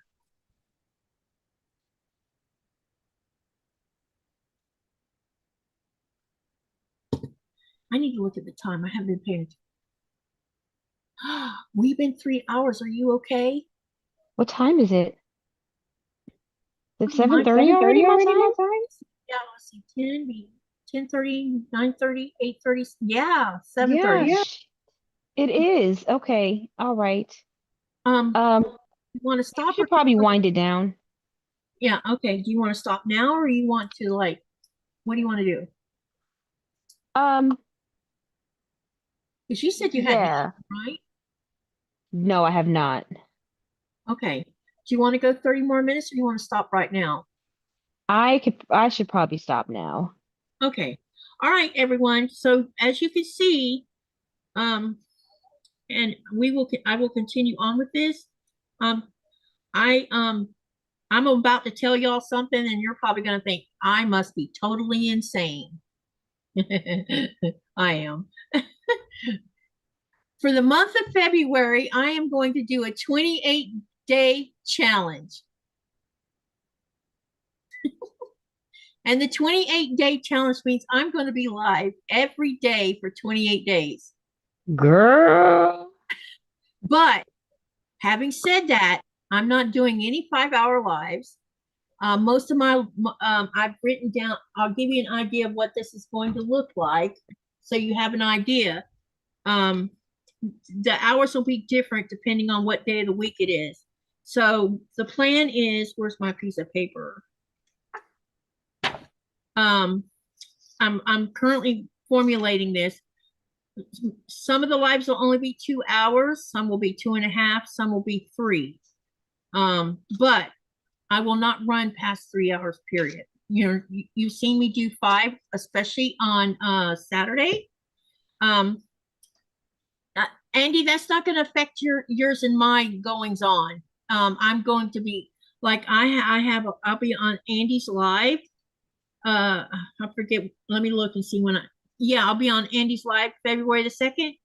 I have figured out when I can go live. It'll probably be live. Let me look. Tuesday the 2nd. Yeah, I start with her at 11 my time, so I'll be doing a live in front of her live. And then I'll just mosey on over to her live. Here's why I'm doing it. I need this. I'm hoping this will keep me motivated. Yes, I'll be tired before it's over with. And then I'll go back to the 3 days a week kind of thing. The reason I'm doing it is because I need to finish a bunch of things. And if I can have you guys to talk to, like I need to finish Katie's Creative Chaos. I need to finish up I need to start putting sashings on the 1,000 blocks, which means I need to clear out the dining room, the kitchen floor, and lay out a sheet and start laying out them blocks so that I can label them how I want to do it. And I need to start putting sashing on that. So there's going to be nights where you see me doing nothing but sewing sashings on those blocks. So there's Katie's Creative Chaos. There is the 1,000 block that I need to finish. I want to finish the rest of this Star Climber. What's the other thing? Dragon Fruit. I'm going to finish that up. So my goal is to finish those within that time period but the regular Thursday, Friday, and Saturdays, I'll be doing new stuff. So I will make an announcement on February the 3rd of what 2026 is going to look like because we'll be starting new projects. I also am starting a project with the paid members of the channel. And those of you that we've already chosen a pattern to do, and we're going to surprise all of you, the viewers that are not paid viewers. You're going to, when we finish our project, we will be sharing what we've done because I think it'll be, yeah, Jovan, I'm hoping that some of those earlier ones you'll be able to see me sooner. I just want to finish a lot of things so that I can chill for the rest of the year and just go slow again because I don't want to kill myself. And that may sound like I'm trying to kill myself for February, but it'll be fine because I don't sleep a lot at night anyway. And not while Nikolai's gone. And he doesn't come home until March. And I'm definitely not going to be burning the midnight oil when he's here because a lot of times I'm able to sleep better. Okay, so what's today? Thursday. So tomorrow, but I'll give y'all more information as I got everything. Right now I'm planning a schedule, and once I have the schedule worked out for February, I probably will make it into a calendar and I probably will share it on my WordPress. I have a blog called Live in Greenland, and I'll post the calendar over there and send a link to you guys so you can go over and look at the calendar. Now, does that mean that I will carry? The challenge is to see if I can do it every day, and I might epically fail. And I don't even know I want to. I don't think I want to call. I'm not going to call it a failure if I end up having to skip a day. It just means Absolutely not. yeah, it just means I need to take a day off, and I'll take a day off. But if I manage to do the whole thing and I get all this stuff I want to get done finished, then instead of having unfinished things, because to me, a quilt top is a finished thing. A lot of people say that's not finished. It's finished. Amen, sister. Yeah, A flimsy is complete. Yeah, it's complete. All the piecing's been done. It's just ready for quilting in the not so distant future. So that's my goal. I want to get all this done because there's things going to happen. In June, I'm going to Denmark. So there's that. And y'all are not going to see me sewing the whole time I'm gone, but I am going to do lives from Denmark, probably from the hotel, or if I don't know how the data on my phone's going to work in Denmark until I test it. I don't know if I'll be able to do that or not, but if not, everything will probably be pre-recorded. And then while I'm in the hotel at night, I'll just upload them to the channel so you guys can watch what we've been doing. But yeah, I'll get a schedule out to you as soon as I can. I'm still writing the schedule up right now. That takes a little time. Y'all, if you have the time to come and sit every night, do that. But Andy, please, no worries. Our goings on is going to be the usual way we planned. I'm just going to work around because there's things I have to work around. And I'll tell you what I have to work around for February. I have to work around. I have Star Climber on February the 1st, which is at 11 a.m. my time. And then I have Cheri at 3 p.m. my time. I think that's 3 p.m. my time. I better ask her if that's 3 p.m. her time or my time. I need to verify that. Then I have to call I'm going to FaceTime my granddaughter so she can finish building the Lego creator puppy I bought her for Christmas because we've been doing it together. And then I have Andy on February the 2nd. So I will let you know how this is all going to work out because I have to work around what I'm doing with Andy. I have to work around what I'm doing with the Crochet Live. We also have a members live. We also have Mending Pieces, Peace of Mind. And I also have a private sew that I do with friends that has nothing to do with the channel. Yeah, but we'll be fine. I think we'll be all good, and I think it's doable. Everything's doable. Cheri says 3:30 my time. Yeah, let me correct that. So that would be 6:30 my time. So let me fix that. 6:30 my time. Yeah, because I wrote 3 p.m. Well, I don't know why I wrote 3 p.m. But okay, that was wrong. I'm glad I brought it up because she helped correct it. Thank you, Cheri. Now I have the correct time on here. So I'll be on Cheri's channel during that time frame. So that means later Sunday night. Well, actually, I'm going to count the Sunday morning thing as one of the 28 days because that's my live. Cheri's is her live. And yeah, so I'm going to be on two different lives on Sunday. And I've done that a couple times in the past, and it was okay because they didn't run until like 3 o'clock in the morning. The only channel that runs into 5 o'clock in the morning for me is Williams. Did anyone want to ask any questions before we shut down the live? And Giovanna, I hope you'll be able to come. Yeah. Autocorrect got you, says Ray. My sister-in-law is Italian. She still has many relatives there and has a house there. You are my neighbor. I am from Croatia, Dubrovka. I love your name. All right, Chaunda, one more time, channel stuff. All right, so my name is Chaunda. My channel is Under the Needle Quilting and Crafts, where I share quilting and crochet related projects that I am enjoying working on. And that's about it. And as you can, one other thing we need to, let me re-announce, Chaunda and I, starting in March, will be doing together a collaboration. And we're going to be doing socialites with Fat Quarter Shop, but not at the same time as Fat Quarter Shop. we're going to run 2 weeks behind them, and we already have a schedule set up. And do you want to? I can type up the schedule and we can share that with them, couldn't we? You want to do that, or Yeah. you want to? Oh yeah, I'll tell you, I don't mind because I was about to, I started it. I just need to finish it. Okay, yeah. So we'll have a schedule of the socialites as well. We are doing them on Fridays, right? Yeah, Fridays. Yes.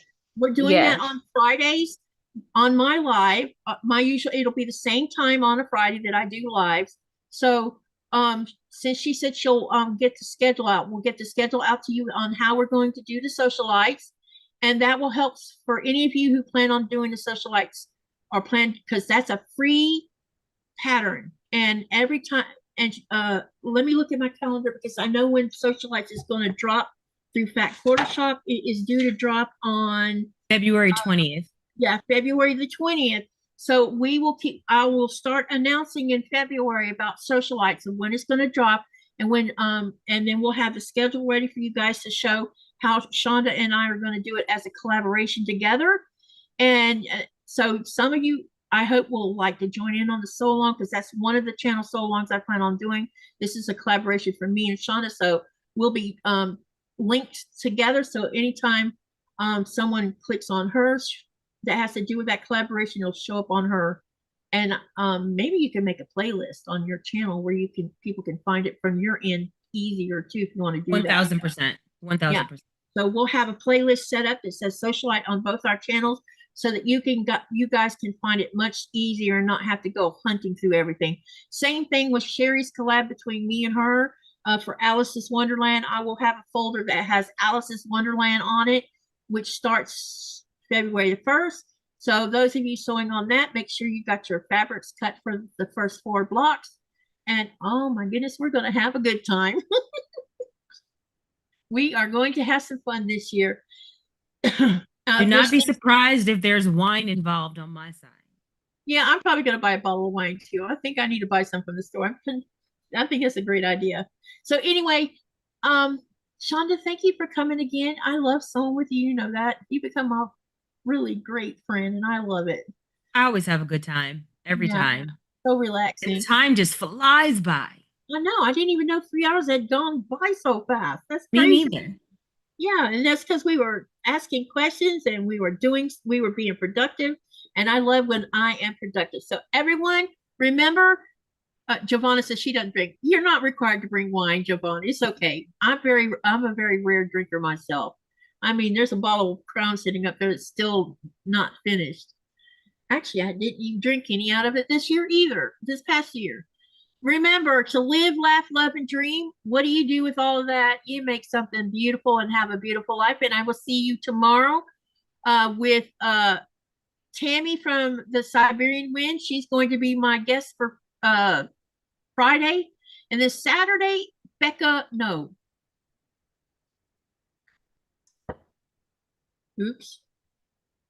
Susan from Butler Family Farms will be on that live. So thank you, everyone. Have a great night and see you tomorrow on the next video. Good night, everyone.